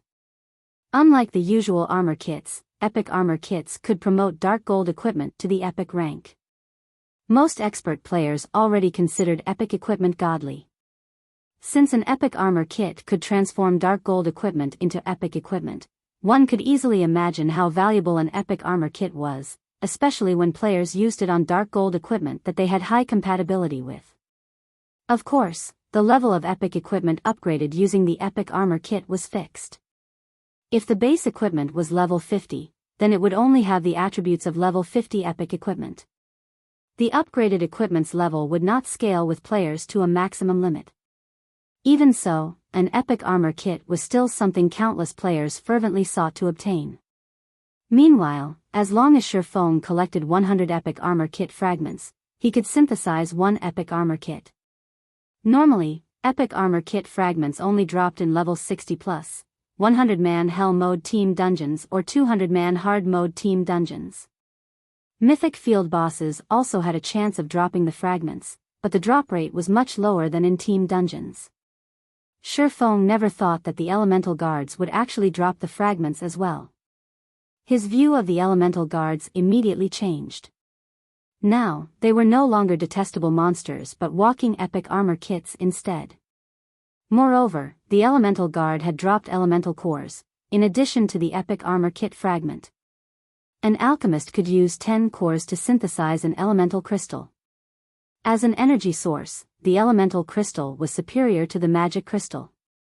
When used instead of magic crystals in the production of magic scrolls, the resulting magic scrolls were more powerful. At the same time, an elemental crystal could also be used as the core of a magic array. Magic arrays powered by elemental crystals were at least 30% more effective. As an example, a defensive magic array that originally could block only ordinary Tier 3 attacks would be capable of blocking peak Tier 3 attacks if powered by elemental crystals. Overall, the elemental crystal was a strategic resource with a very wide range of uses. On the market, one elemental crystal was worth more than 100 magic crystals. Now, after killing just one elemental guard, Shurfeng had already obtained 3 elemental cores. Following which, he proceeded to kill elemental guards with great enthusiasm. Despite having to fight arduously for roughly 8 minutes just to kill each elemental guard, when he thought about the Great Lord's loot, the suffering he had to endure was of no consequence whatsoever.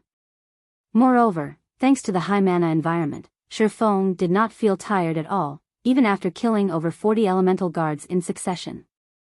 On the contrary, his fighting spirit reached even greater heights than before. This was because killing these 40+ elemental guards had earned him 31 epic armor kit fragments and 126 elemental cores. The various large guilds would go mad with envy if they learned about this harvest. After all, during his previous life, a 100-man expert team would have to work tirelessly for more than half a day just to obtain 2 or 3 epic armor kit fragments. Meanwhile, he had only grinded for 6 hours, yet he had already reaped many times more than that. This harvest was simply frightening. However, despite the great harvest, Shurfeng did not continue grinding. Time in the ancient god's maze flowed at the same rate as in the real world. Since he had grinded in the maze for 6 hours already, 6 hours had also passed in the real world. In addition, it had been a long time since he had logged out of God's domain. Even if his avatar inside God's domain was still in a spirited state, his body in the real world needed a certain degree of activity to remain healthy. Following which, Shurfeng chose to log out of God's domain and rest. When he climbed out of his virtual gaming cabin, the sun outside the window had already risen to its highest point. However, the scenery at Ouroboros's main headquarters was much better than that of the Greenwater Villa. He could see the entire city from his room, unlike before. Meanwhile, ever since Zero Wing gained its new headquarters, its development speed had skyrocketed with the recruitment of a large number of experts with great potential. It now had over 2,000 internal members. Although the newly recruited internal members were not particularly high-leveled, with Zero Wing's resources in God's domain and Ouroboros's original training system, these members could soon become a part of the guild's main fighting force and be used to raid team dungeons.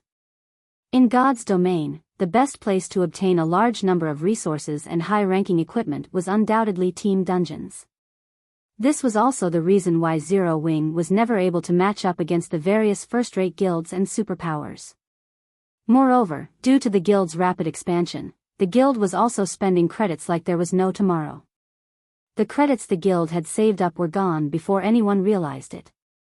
Now, the guild couldn't sustain its operations simply by relying on the income from completing tasks commissioned to the guild and equipment sales.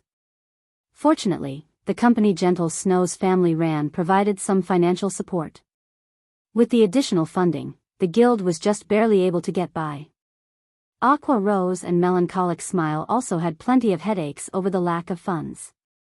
Recently, even Liang Jing, who was overseeing some tasks in the headquarters, had started complaining to him about this matter. After Shifeng had his lunch and nutrient fluid, he headed to the physical training room of the building to stretch his body. When he entered the training room, which was roughly half the size of a football field, he came across several hundred Zero-Wing members. These Zero-Wing members stopped what they were doing and greeted him as soon as they saw him. Some of them even had a reverential look when they did so. As there were too many people present, Shifeng could only nod and smile in response. However, when he saw more than a dozen people lining up before the physical training machines, he could not help but feel a little ashamed.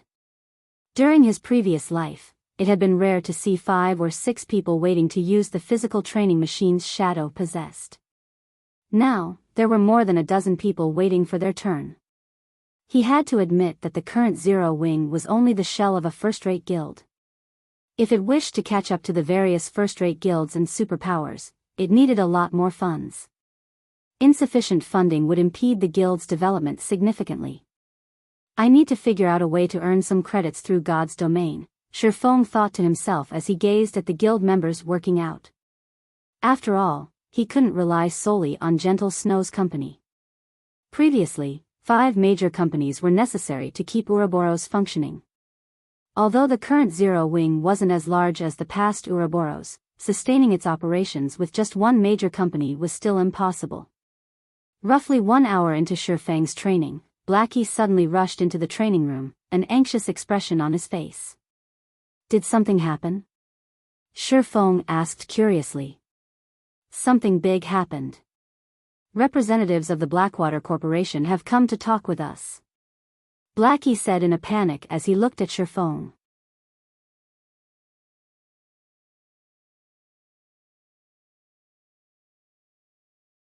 Chapter 2055, Blackwater Visits. Blackwater? Shifeng couldn't help his confusion. Why are they here? The Blackwater Corporation was a major, international corporation. Aside from super first-rate guilds and super guilds, other existences were nothing in the corporation's eyes.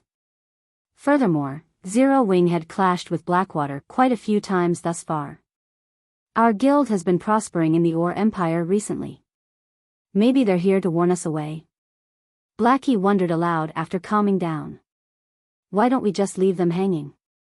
Even if they're a major corporation, they can't do anything to us on the surface, and moving against us in the shadows won't be easy as long as we're prepared for it. You're overthinking things. Blackwater is still a major corporation at the end of the day. They wouldn't bother with a personal visit to warn us because of our skirmishes in the Ore Empire. They wouldn't be able to afford the humiliation of such an act, Shifeng said, chuckling. Forget it. Rather than waste time with random guessing, we might as well hear them out. He still knew a little about how these major corporations operated. If Blackwater really wanted to strike out at Zero-Wing in the real world, it wouldn't have sent representatives. It would have made its move behind the scenes. Following which, Blackie led Shifeng to the top-floor reception room. In the reception room, Liang Jing, who was slightly nervous to receive the Blackwater Corporation's representatives, visibly relaxed when she saw Shifeng enter the room. Before she had met Shifeng, a major, international corporation would have been unreachable, yet such a power had sent representatives to visit Zero-Wing. Why wouldn't she be shocked? In contrast, Aqua Rose maintained her calm composure despite sitting, face to face, with Blackwater's representatives. As a previous honorary elder in a first-rate guild and the princess of her own major corporation, she had experience in these situations. 2 representatives from the Blackwater Corporation waited in the room. One was a handsome, middle-aged man wearing casual clothing. Although he wasn't tall or muscular, he radiated a strange pressure. The other representative, a tall, robust man in a black suit, stood behind the middle-aged man. Based on his appearance, he seemed to be the latter's bodyguard. Although he didn't radiate any particular pressure, as if he were just a pedestrian, Shifeng recognized the bodyguard as extraordinary. He could feel the subtle threat of death from this bodyguard. "Hello. You must be Zero Wing's elder Yifeng. Sure enough, as the rumors have said, you really are quite young.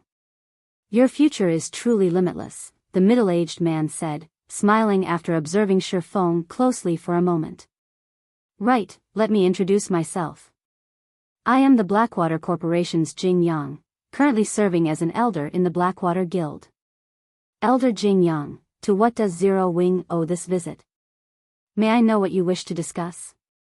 Shifeng asked as he eyed Jing Yang, getting straight to the point. He was somewhat familiar with the name, but his knowledge of this man was limited to God's domain. Jing Yang's name was familiar due to his status as a Tier 5 Grand Wizard in the past. Although the man hadn't amassed any eye-catching battle records, a Tier 5 player was still formidable. He had stood at the peak of God's domain. Shifeng had certainly never expected the Blackwater Corporation to send such a big shot to visit Zero Wing. "What a straightforward question," Jing Yang said, laughing. He then nodded and continued, "Since that is the case, I'll be direct.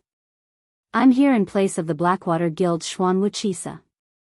Vice Guild leader Xuanwu has a very favorable view of Zero Wing, and she knows that Zero Wing is facing some financial difficulty. If Zero Wing is willing to sell us 10 guardian puppets, not only will we pay an ample amount of credits, but we'll also provide 50 bottles of S-rank nutrient fluid. I'm sure you'll have no issues nurturing more experts quickly with these resources." 50 S-rank nutrient fluids? Blackie's eyes nearly fell from their sockets when he heard Jing Yang's offer. He and Shifeng had seen plenty of credits before, but S-rank nutrient fluid was a different story. Blackie was no longer ignorant regarding training in God's domain. After his special training in the Extraordinary Tower and the S-rank nutrient fluid Shifeng occasionally granted him, he understood how valuable the fluid was. Not only did the S-rank nutrient fluid improve his real body's physique and brain function, but it also helped improve his combat standards in a short time. Unfortunately, S-rank nutrient fluid wasn't something one could buy with money alone. Their swift improvements thus far had been thanks to the S-rank nutrient fluids the White Tiger Dojo had sent as payment. If Zero Wing could secure 50 more bottles, combined with the Guild's current real-world training facilities and the Extraordinary Tower, the Guild wouldn't need long to nurture another batch of refinement realm experts. So, this is what they want. Shifeng finally understood what Blackwater's aim for this visit. He had to admit that the battle at Moon Creek Town had made the Guardian puppets famous. Now, even Blackwater wanted to get its hands on the puppets, but it wasn't a weapon players could steal. As a result, Blackwater was forced to attempt to purchase it from Zero Wing. Seeing Shifeng's silent reaction and Blackie's surprise, Jing Yang chuckled and said, "Now that the auction arena system has activated, the struggle for the various NPC cities has begun. As the only promoted NPC city in Star Moon Kingdom and the neighboring kingdoms, White River City will become a target for the various major powers. You can easily imagine how intense the competition for its auction house will be. Moreover, we have heard that Starlink now bears immense hatred for Zero Wing due to the battle at Moon Creek Town and has already begun preparations to claim White River City's auction house. If you are willing to sell us 10 guardian puppets, Vice Guild leader Xuanwu will help you secure White River City's auction house. What do you think?" Jing Yang's voice had been very gentle, and temptation laced his words as if he had a thorough grasp of Zero Wing's weakness. He had even convinced Aqua Rose of this transaction's worth. Setting aside the 50 bottles of S-rank nutrient fluids, the offer to help Zero Wing secure White River City's auction house made the transaction worthwhile. The struggles for an NPC city's auction house weren't like combat in the field and siege battles. It was a competition that heavily relied on the number of experts and resources one possessed. Compared to Starlink, Zero Wing severely lacked both aspects. However, if Zero Wing had Xuanwu Chisa's assistance, one of Blackwater's Vice Guild leaders, securing White River City's auction house was almost guaranteed. Moreover, Zero Wing desperately needed operating funds. If the guild received a large income of credits, its development could skyrocket. When Jing Yang saw the yearning looks on both Aqua Rose and Blackie's faces, he was not surprised in the least. Blackwater's conditions were quite generous, offering exactly what Zero Wing currently needed. All they had to do was sign the contract and seal the deal. However, after giving the matter some thought, Shifeng looked at Jing Yang and earnestly replied, "I'm sorry, but we refuse."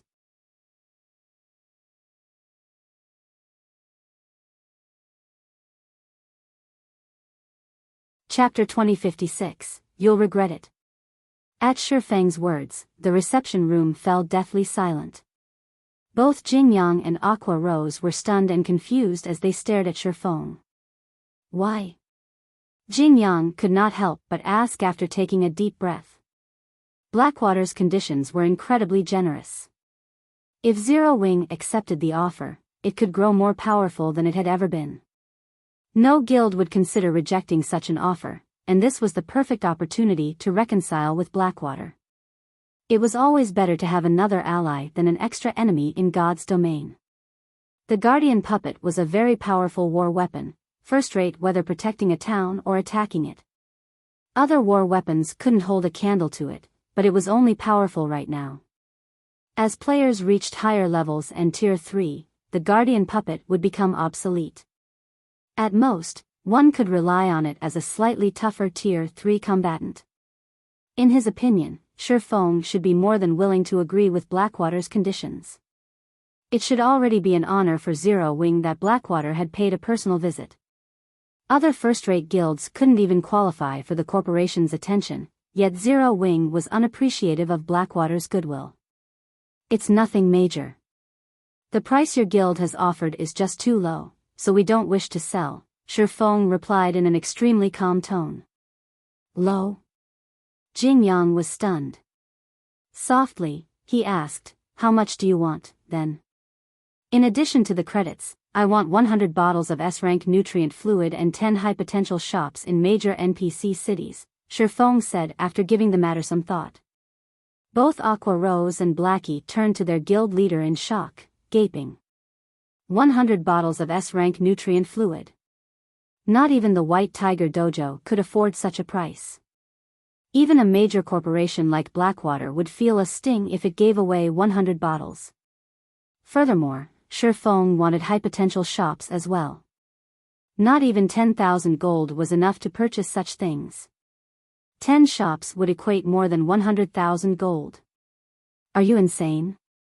Jing Yang demanded.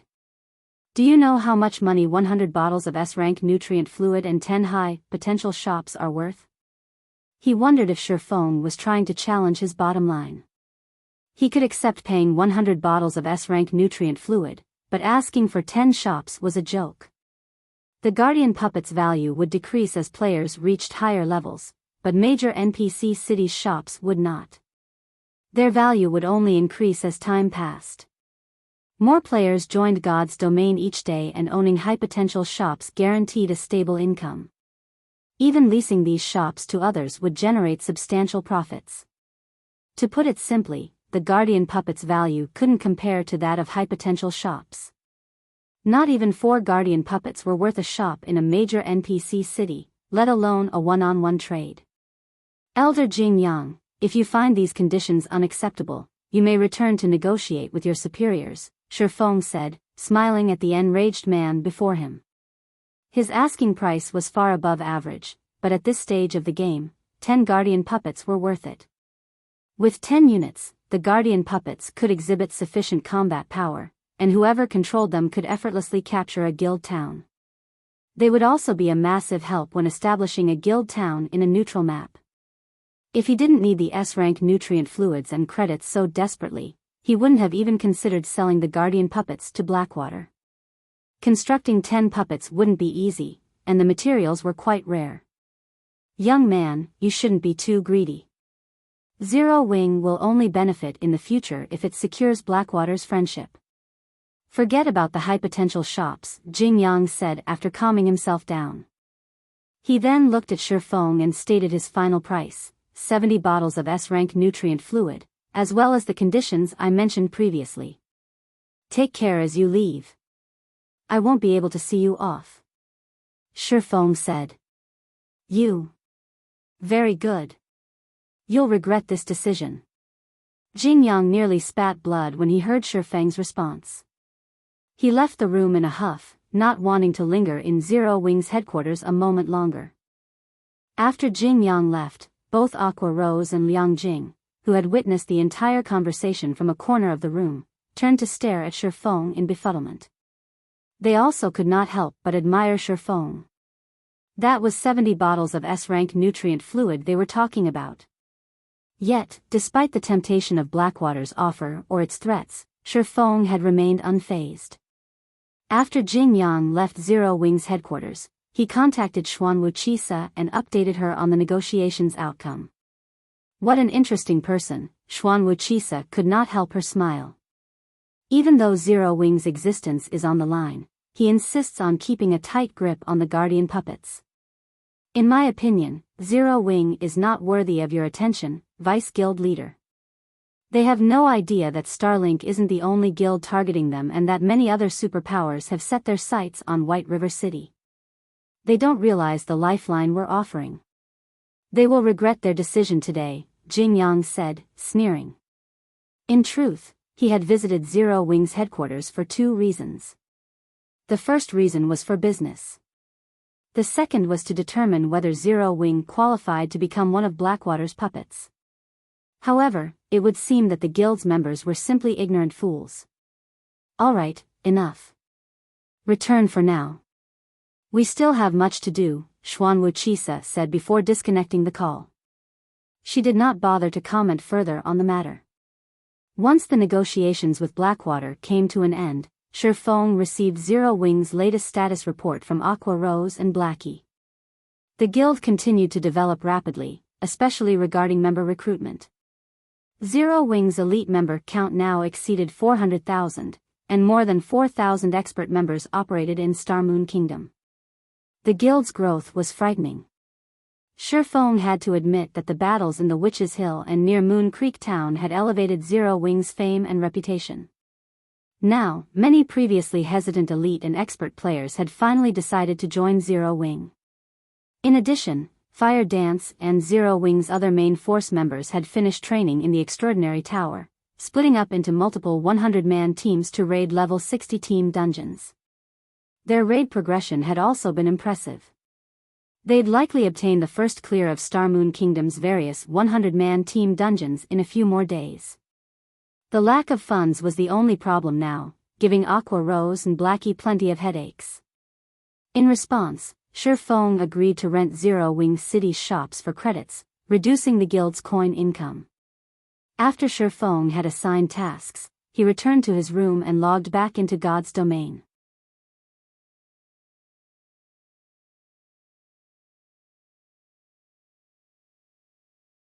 Chapter 2057, Improving Sword's Transmigration. Level 72 elemental guards wandered around the quiet hall supported by numerous stone pillars.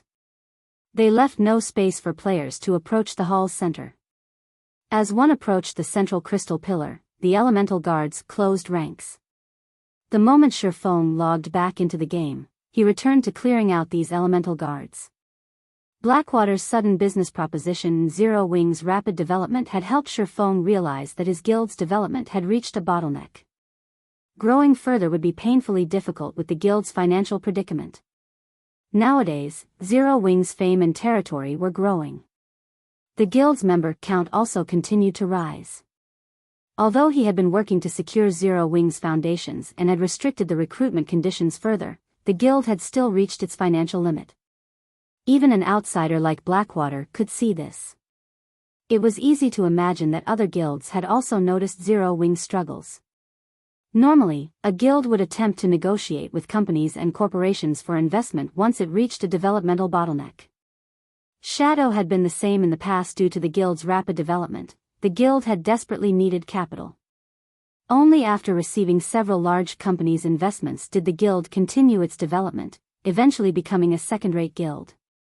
This was the most common option for upstart guilds, although it also scattered the guild's shares, decreasing its cohesion. Of course, there was another method to break past this bottleneck. A guild could maintain its state or reduce its member count, ultimately slowing its development speed. Normally, Shifeng might have chosen that option. At worst, it would allow other guilds to surpass Zero Wing. However, now that the auction arena system had activated, the competition between the various major powers had reached a peak. If Zero Wing's competition surpassed it now, it wouldn't be surprising if the guild were removed from God's domain entirely.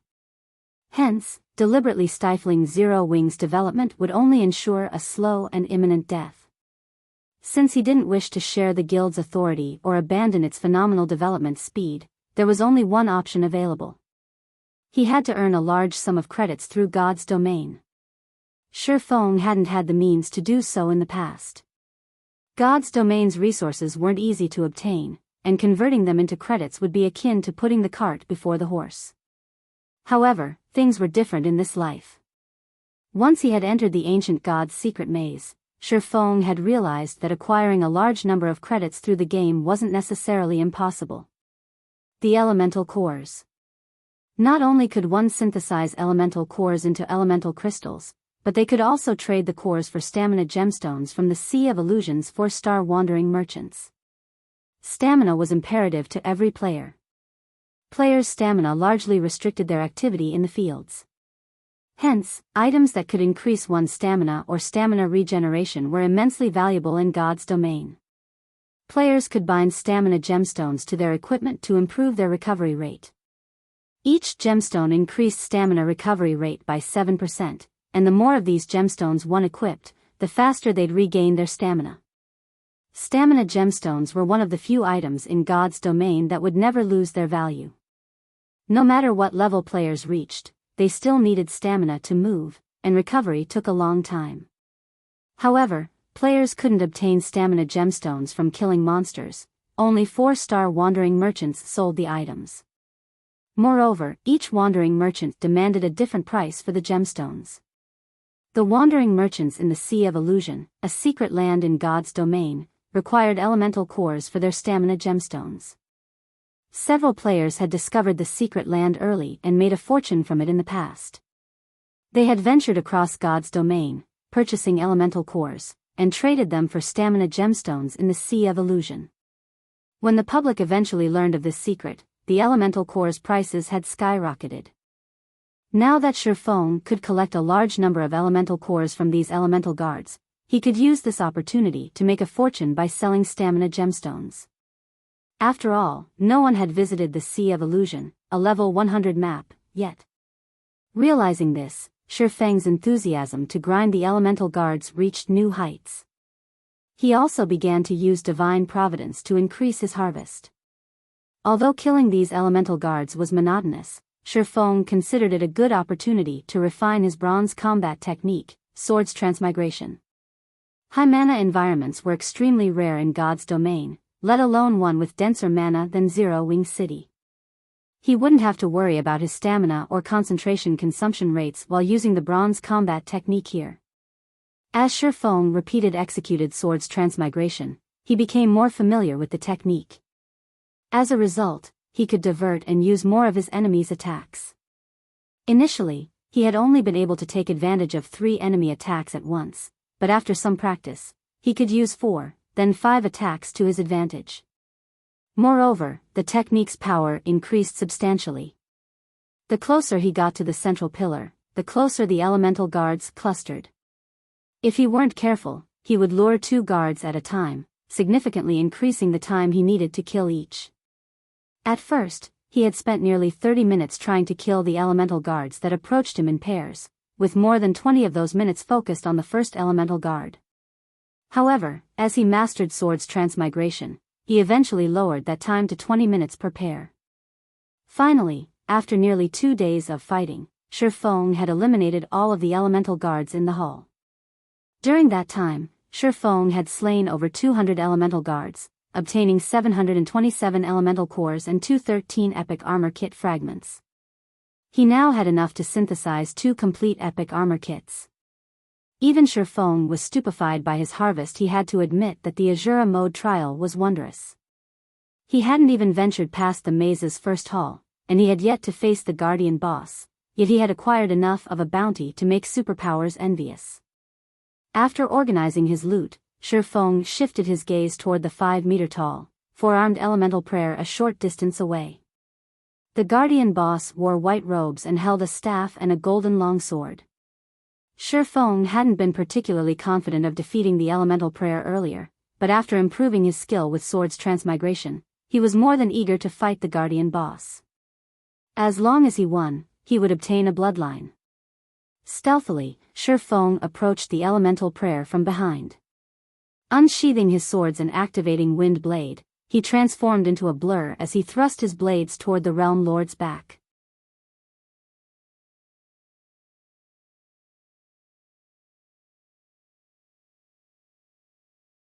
Chapter 2058, Fighting the Realm Lord. Although Shifeng's movement speed was very high, the elemental prayer was a Realm Lord. Not only would it have increased combat power within its territory, but it could also suppress enemies. These two effects made the Realm Lord far more powerful than ordinary monsters of the same rank and level. The instant Shifeng moved within 50 yards of the elemental prayer, he felt his body grow heavier. His speed significantly decreased, as well. The gravity around it is so powerful. Shifeng could not help but frown. Realm Lords had different methods of controlling their territory. Some manipulated physical objects to attack players, while others suppressed players' basic attributes. The most troublesome Realm Lords were those that could control their environment. Realm Lords with environmental control could transform the area around them into a sea of fire or an icy hell. There were also some Realm Lords like the Elemental Prayer that could increase the gravitational force around them. For players, increased gravitational force was far more frightening than movement speed reduction. More gravitational pull would slow every movement they made. The Elemental Prayer discovered Shifeng the moment he entered its domain, and it began to chant a spell and wave its staff. Suddenly, over 20 wind blades flew at Shifeng. At the same time, rocky spikes began to emerge from the ground under his feet. The Guardian boss had needed no time at all to complete its double cast. Shifeng had no choice but to jump up to dodge the rock spikes. Unfortunately, while he was airborne, he wasn't able to dodge the wind blades that had arrived a moment later. Without being able to dodge the wind blades, Shifeng's only option was to receive the magical attack with his sword. Sword's orbit. Boom. Boom. Boom. The instant Shifeng's swords collided with the wind blades, he felt as if he had batted away a cannonball. His arm felt slightly numb from the impact of a single collision. Moreover, the numbness lingered for longer periods with each subsequent deflection. With the increased gravitational force slowing his reactions, Shifeng began to struggle to keep up with the wind blades' attacks after a few clashes. Seeing so many wind blades left, Shifeng activated Defensive Blade to block the remainder of the Elemental Prayer's first round of attacks. So strong. When Shifeng landed and noticed the Elemental Prayer double casting again, he could only stare at the Realm Lord for a moment in astonishment. Against so many powerful attacks and the increased gravitational force, even a level 70 expert would likely die in an instant. However, before Shifeng's arms could regain feeling, the Elemental Prayer finished chanting its spells. Like its first round, the Guardian boss attacked with rock spikes and wind blades. Break. This time, Shifeng didn't try to dodge the rising rock spikes, using Purgatory Pentaslash to shatter them, instead. He then spun around and dashed toward a nearby stone pillar. With his current basic attributes and the battlefield's gravitational force, dodging all 20+ wind blades would be impossible. His death would be guaranteed if he tried to take those attacks head-on. Hence, he had to rely on the stone pillars around him to block the wind blades. Using the stone pillars to reduce his blind spots, Shifeng found it easier to dodge and block the incoming wind blades. In the end, he survived the Elemental Prayer's second offensive unscathed. Sure enough, these stone pillars are here for a reason. Shifeng breathed a sigh of relief when, after taking a few hits from the wind blades, he saw that the stone pillar remained intact. If the wind blades, which had peak tier 3 power, had shattered the stone pillars, this battle was as good as over for him. Although he could rely on the stone pillars to block the Realm Lord's attacks, approaching the elemental prayer was still extraordinarily difficult. After multiple attempts, Shifeng discovered that the Realm Lord used a greater variety of spells the closer he got to it. Sometimes, the elemental prayer fired a beam of roaring flames. Other times, it called down a column of water from above. Of course, the guardian boss still used the occasional rock spikes and wind blades. The boss's coordination with the 4 types of attacks made approaching the elemental prayer practically impossible. As expected of a Realm Lord, this boss could likely even annihilate a 100-man team of the same level. Trying to fight it alone is asking too much. Shifeng could not help his bitter smile as he watched the elemental prayer cast one spell after another. Magical class monsters were most afraid enemies getting close. After all, they were vulnerable in close-range combat, but Shifeng couldn't even get within 40 yards of the Realm Lord, much less melee range. He felt as if he were surrounded by a party of Tier 3 magical class players as Tier 3 spells continued to bombard him. He could only rely on the surrounding stone pillars to evade the spells. If any other peak expert were in his shoes, they'd have likely died a long time ago. Shifeng had to admit that the Azura mode Guardian boss was astounding. Trying to acquire an item that rivaled a fragmented legendary item wasn't going to be easy. Shifeng retrieved the Ring of Gospel from his bag and spent 7,000 magic crystals to activate Miniature World and Ring of Brilliance. Miniature World instantly reduced the gravitational force that affected Shifeng. At the same time, the elemental prayer's basic attributes fell by a significant chunk. Although Miniature World suppression didn't hinder the Realm Lord drastically, it still reduced its basic attributes by 20%, which considerably reduced the power of its spells. Meanwhile, Ring of Brilliance improved Shifeng's physique and basic attributes by 20%. Now, Shifeng could intercept the elemental prayer's wind blades with his swords without relying on the stone pillars. Moreover, Shifeng could exhibit his full strength now that the elemental prayer's gravity domain had been weakened. He could dodge the boss's attacks with ease and soon reached the Realm Lord. Killing Ray tore through the air, sending a streak of blue light slicing at the elemental prayer. Although the Guardian boss wielded a golden longsword, its melee prowess paled in comparison to its magical power. Shifeng easily maneuvered his attack past the elemental prayer's defenses and landed a direct, critical hit, dealing over -40,000 damage. Despicable intruder. Suffer God's fury. The elemental prayer bellowed after taking the hit. The golden longsword in its hand disintegrated, and 8 smaller versions appeared around the Realm Lord, each wrapped in golden flames. Under the elemental prayer's control, golden longswords flew toward Shifeng. Shifeng hurriedly moved and executed Sword's Transmigration to block the attacks. The power within these golden longswords was immense. They clearly harbored more strength than Shifeng currently possessed. Instead of receiving the attacks head-on, Shifeng expertly used his movement techniques to evade some of the flaming weapons, while deflecting the rest. By doing so, he managed to fend off the Guardian boss's attacks without taking damage. After knocking away the golden swords, Shifeng used the opportunity to bombard the elemental prayer with one skill after another. Thundering Flash. Thunder Flame Explosion. Flame Burst. Shadow Blade. Damages in exceeding -100,000 began to appear above the elemental prayer's head, with some in the hundreds of thousands. The Guardian boss's HP began to fall at a visible rate. Once that round of attacks had ended, the elemental prayer continued to manipulate the golden swords, pressing its attack. However, Shifeng managed to block every incoming strike. Although the elemental prayer occasionally cast spells, Shifeng could heal himself with the 7 luminaries ring's life domain. Overall, although Shifeng had the advantage, the elemental prayer had too much HP. Although its maximum HP had been reduced to 52 million, its battle recovery restored 520,000 HP every 5 seconds. This slowed Shifeng's progress in the fight.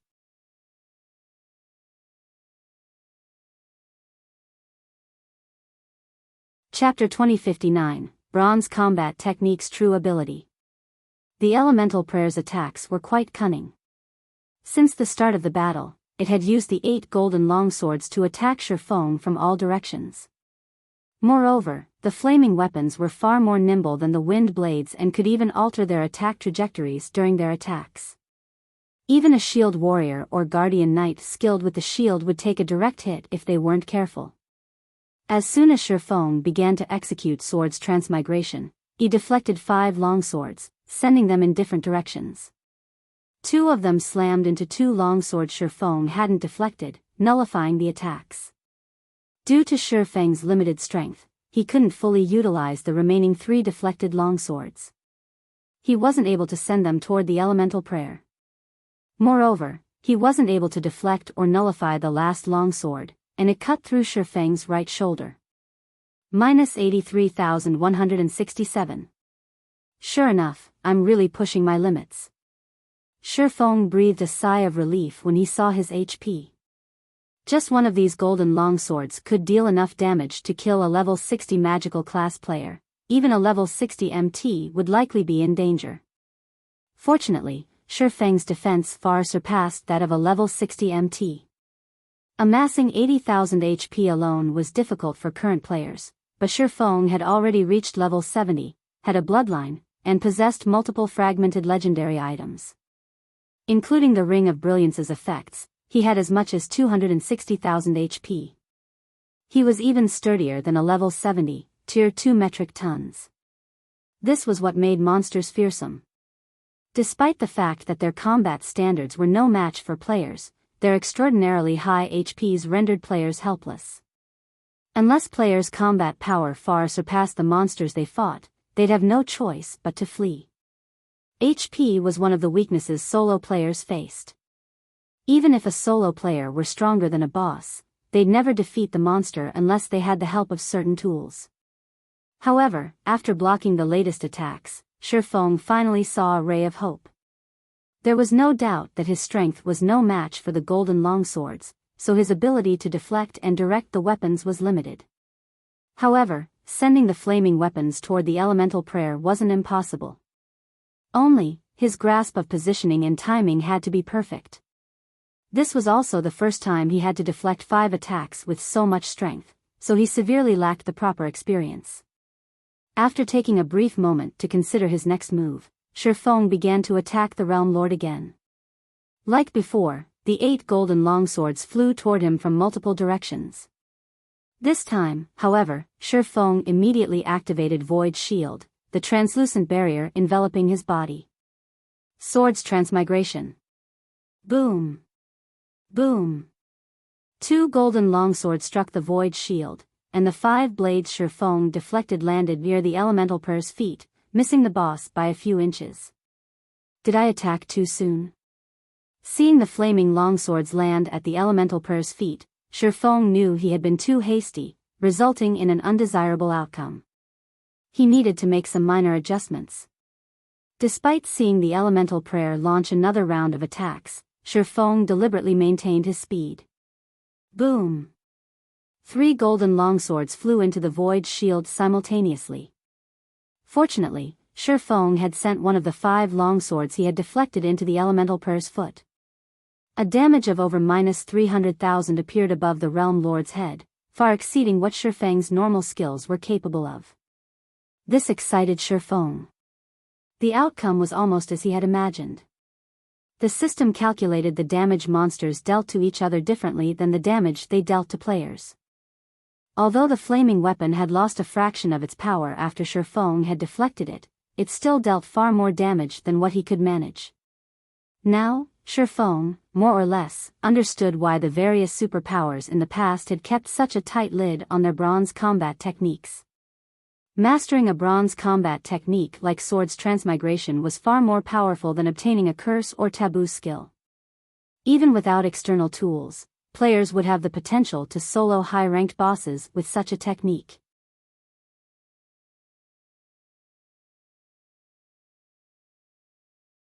Chapter 2060, Elemental Prayer's Loot. The mana density within the hall rose sharply after the Elemental Prayer's death.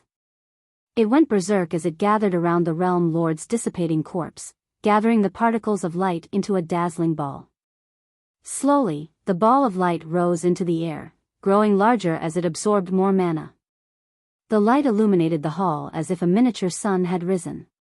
After several seconds, the gigantic light ball burst, and 2 dazzling streams of light flowed toward the ground. 2 items? Shifeng watched the 2 beams shine before him in utter astonishment. According to his understanding, every Guardian boss players killed in the Ancient God's Secret Keys trial only yielded 1 item, but that item would undoubtedly be top-tier quality. However, the Elemental Prayer had dropped 2 items, the equivalent of killing 2 Guardian bosses. Shifeng had definitely hit the jackpot.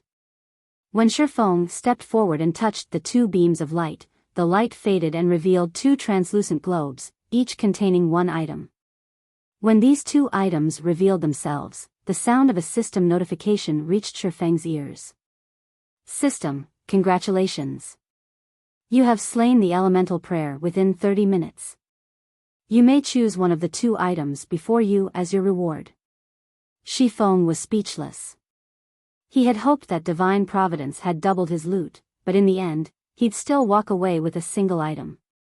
This choice was simply a result of killing the Elemental Prayer within half an hour. However, after giving the matter some more thought, Shifeng found the situation reasonable. All of the items these Guardian bosses dropped were the best of the best. Being able to double one's loot with higher luck would be absurd. Let's have a look at these 2, then. After containing his excitement, Shifeng tapped on the 2 items and inspected their attribute panels.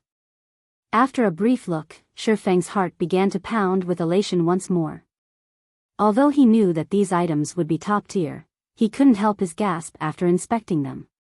Both items were amazing, not even a mythic field boss's loot could compare to either item's value. One of the 2 items was an emerald bead named Elemental Protector. It was a bona fide epic item that could summon 4 elemental beasts of the same tier as the user and 5 levels higher at no cost. Each of these 4 elemental beasts could use skills and spells that correlated with their element: earth, water, wind, and fire. However, this item could only summon up to tier 4 elemental beasts, and it had a 12-hour duration and a 2 Natura cooldown. As long as a player reached tier 4, they could use the Elemental Protector to summon 4 tier 4 beasts to fight alongside them. It was an astounding ability. Tier 4 magic scrolls were even rarer than epic items in God's domain, and Shifeng had only heard of tier 4 summoning scrolls, never actually seen one. Regardless of the era, a tier 4 summoned creature would be an immensely powerful ally, even after 10 years in God's domain. Tier 4 and above combatants were extremely rare. First-rate guilds would be incredibly lucky if they had a single tier 5 player. Any first-rate guild with a tier 6 god-ranked expert would be considered a top-ranked guild, no matter how weak the rest of its members were. Without a doubt, the Elemental Protector was one of the best epic items available in the game. It would easily fetch an astronomical price regardless of when it's sold. The other time the Elemental Prayer had dropped was called the Twilight Blade. It was the same weapon the Realm Lord had used against Shifeng, and although it wasn't a famed sword, it was a replica of the legendary weapon, Afterglow. Every legendary weapon had once been famous throughout God's domain. Some had even been treated as kingdom's heirlooms. Even a legendary weapon replica was far beyond any epic weapon. Most replicas were the crafter's failed copies when trying to produce the real deal. Some replicas had even been crafted with the same materials as the true legendary weapon, and some included even better materials. Meanwhile, the Twilight Blade before him was somewhat special. It was actually a prototype of Afterglow. However, the crafter hadn't used high enough quality materials in its creation, so it hadn't become a legendary weapon. This replica hadn't been a result of a flawed production process. Twilight Blade, Replica, One-Handed Sword, Epic Rank, Level 60, Level 120 Equipment Requirement, Strength 2000 Attributes adjust according to user's level. Attack Power plus 2360, Level 60. Strength plus 205, Agility plus 130, Endurance plus 157. Attack Speed plus 18. Ignore 40% of the target's defense. When equipped, Strength increased by 25%. Agility increased by 10%. All sword skills +1 levels. Ignore levels +15. All skill completion rate increased by 2%. Attacks have a 40% chance to trigger the floating light effect, splitting the weapon into 3 copies. The 2 duplicates cannot be blocked and deal 100% damage. Additional passive /. Twilight Glow. Twilight power will corrode any targets the Twilight Blade strikes, decreasing their reaction speed by 15%. Additional active skill 1-. Twilight's Shadow transforms the Twilight Blade into 8 copies, each carrying 80% of the original strength. Duration, 5 minutes cooldown, 3 hours. Additional active skill 2-. Twilight of the Gods transform a radius of 100 yards into a Twilight domain. While within the Twilight domain, users' basic attributes decrease by 25% and is split into 8 physical doppelgangers. If the doppelgangers wield the blade's Twilight Shadow summons, they will have 85% of the user's basic attributes. Duration, 3 minutes. Cooldown, 6 hours. The famed smith, Flock Bayer, created this sword as a prototype for Afterglow. It is a masterpiece that was formed by combining all of Flock Bayer's forging techniques. In Shifang's opinion, if not for Afterglow's existence, the Twilight Blade would have been one of God's domain's 36 famed swords. It could almost rival the sacred sword, Killing Ray. If he only compared the weapon's attack power and strength, it was even more powerful than Killing Ray. Killing Ray had been crafted with a fragment from one of God's domain's 10 great legendary weapons, yet the Twilight Blade could rival its power.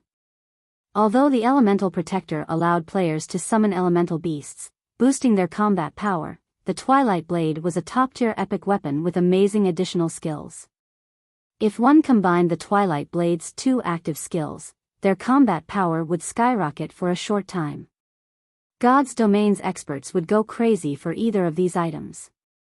Let's go with you. After giving the matter some thought, Shifang chose the Twilight Blade. The Elemental Protector might be the better choice from a guild's perspective, but it would only be useful if the guild had a Tier 4 player. Tier 4 was still a long time away for Shifang and Zero Wing. Moreover, he had the Bible of Darkness, which was even more powerful than the Elemental Protector.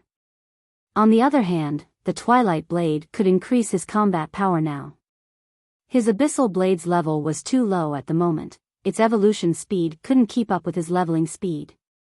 If he wanted to explore more of the ancient god's maze and acquire its treasures, he had to prioritize his own combat power. Following which, Shifang replaced the Abyssal Blade with the Twilight Blade.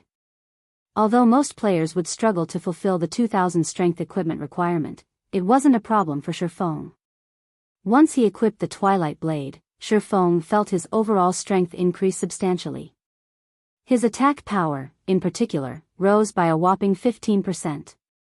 Shifang then shifted his focus to the crystalline pillar in the center of the hall. After all, it was the most valuable item in the area.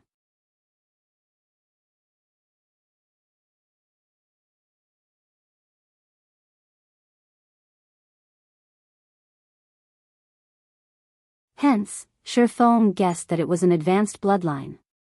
Although he very much wished that it was a peak bloodlines were as rare and valuable as legendary items. The chances of finding one in the ancient god's maze were abysmally low, even for Azura mode. On the other hand, the chances of finding an advanced bloodline were relatively high. Even so, Shifang was stunned. Any advanced bloodline could make reaching higher tiers far easier for players. With a little talent and effort, reaching Tier 5 wouldn't be a problem. An advanced bloodline would even help players when challenging their Tier 6 promotion, which was why God's domain's various major powers had gone mad over bloodlines in the past. Without hesitation, Shifang strode up to the crystalline pillar and removed the crystal bottle. He then inspected the bottle's attribute panel. Elemental Bloodline. After obtaining this bloodline, a player will become one of the element's favored children, gaining increased compatibility with all spells. Mainly improves intelligence and vitality, followed by agility, endurance, and strength. It really is an advanced bloodline. After inspecting the elemental bloodline, Shifeng was ecstatic. Although the elemental bloodline's attribute panel did not indicate the bloodline's rank, basic bloodlines only focused on one attribute, while advanced bloodlines increased two. Since the elemental bloodline concentrated on two attributes, it had to be an advanced bloodline.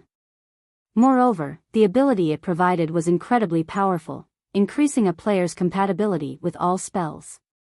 It was, at the very least, far more powerful than any of the advanced bloodlines Shifeng had seen in the Divine Shrine. If a magical class player used this bloodline, their overall prowess would increase. This was certainly a top-tier advanced bloodline, even more valuable than top-tier fragmented legendary items. Shifeng carefully stored the elemental bloodline before he continued to explore the ancient god's maze. The maze was excruciatingly complex, and each time he entered a new hall, he had to face another group of elemental monsters.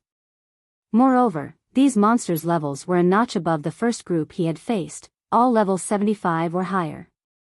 However, after equipping the Twilight Blade, Shifeng's combat power had risen significantly, and as a result, he was able to kill these stronger monsters faster than he had the first hall's elemental guards. Unfortunately, Shifeng only dared to watch the guardian bosses in these halls from afar. The easiest guardian boss he encountered was a Grand Lord ranked archaic species, and some halls were even guarded by mythic monsters. Without the ability to rely on summoned creatures, he'd only find an early grave if he tried to face these guardian bosses. However, Shifeng didn't let any of the elemental monsters off the hook, even if he couldn't do anything about the guardian bosses. These monsters were walking epic armor kit fragments and elemental cores. Encountering an opportunity like this in the future wouldn't be easy. As such, Shifeng grinded in the ancient god's maze for 12 full days, wiping out every elemental creature that was not a guardian boss he came across.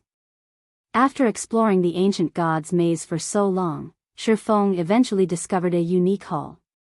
This one was far better decorated than its neighbors. Rather than stone pillars, this hall's pillars were made of mana stone.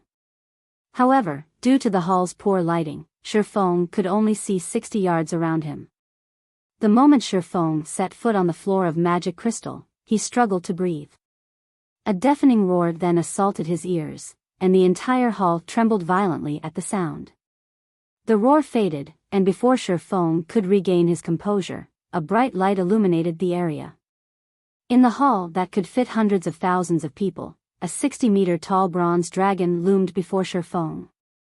The bronze dragon's incredible aura was so powerful that it warped space around it, and when bathed in this aura, Shifeng couldn't even move an inch.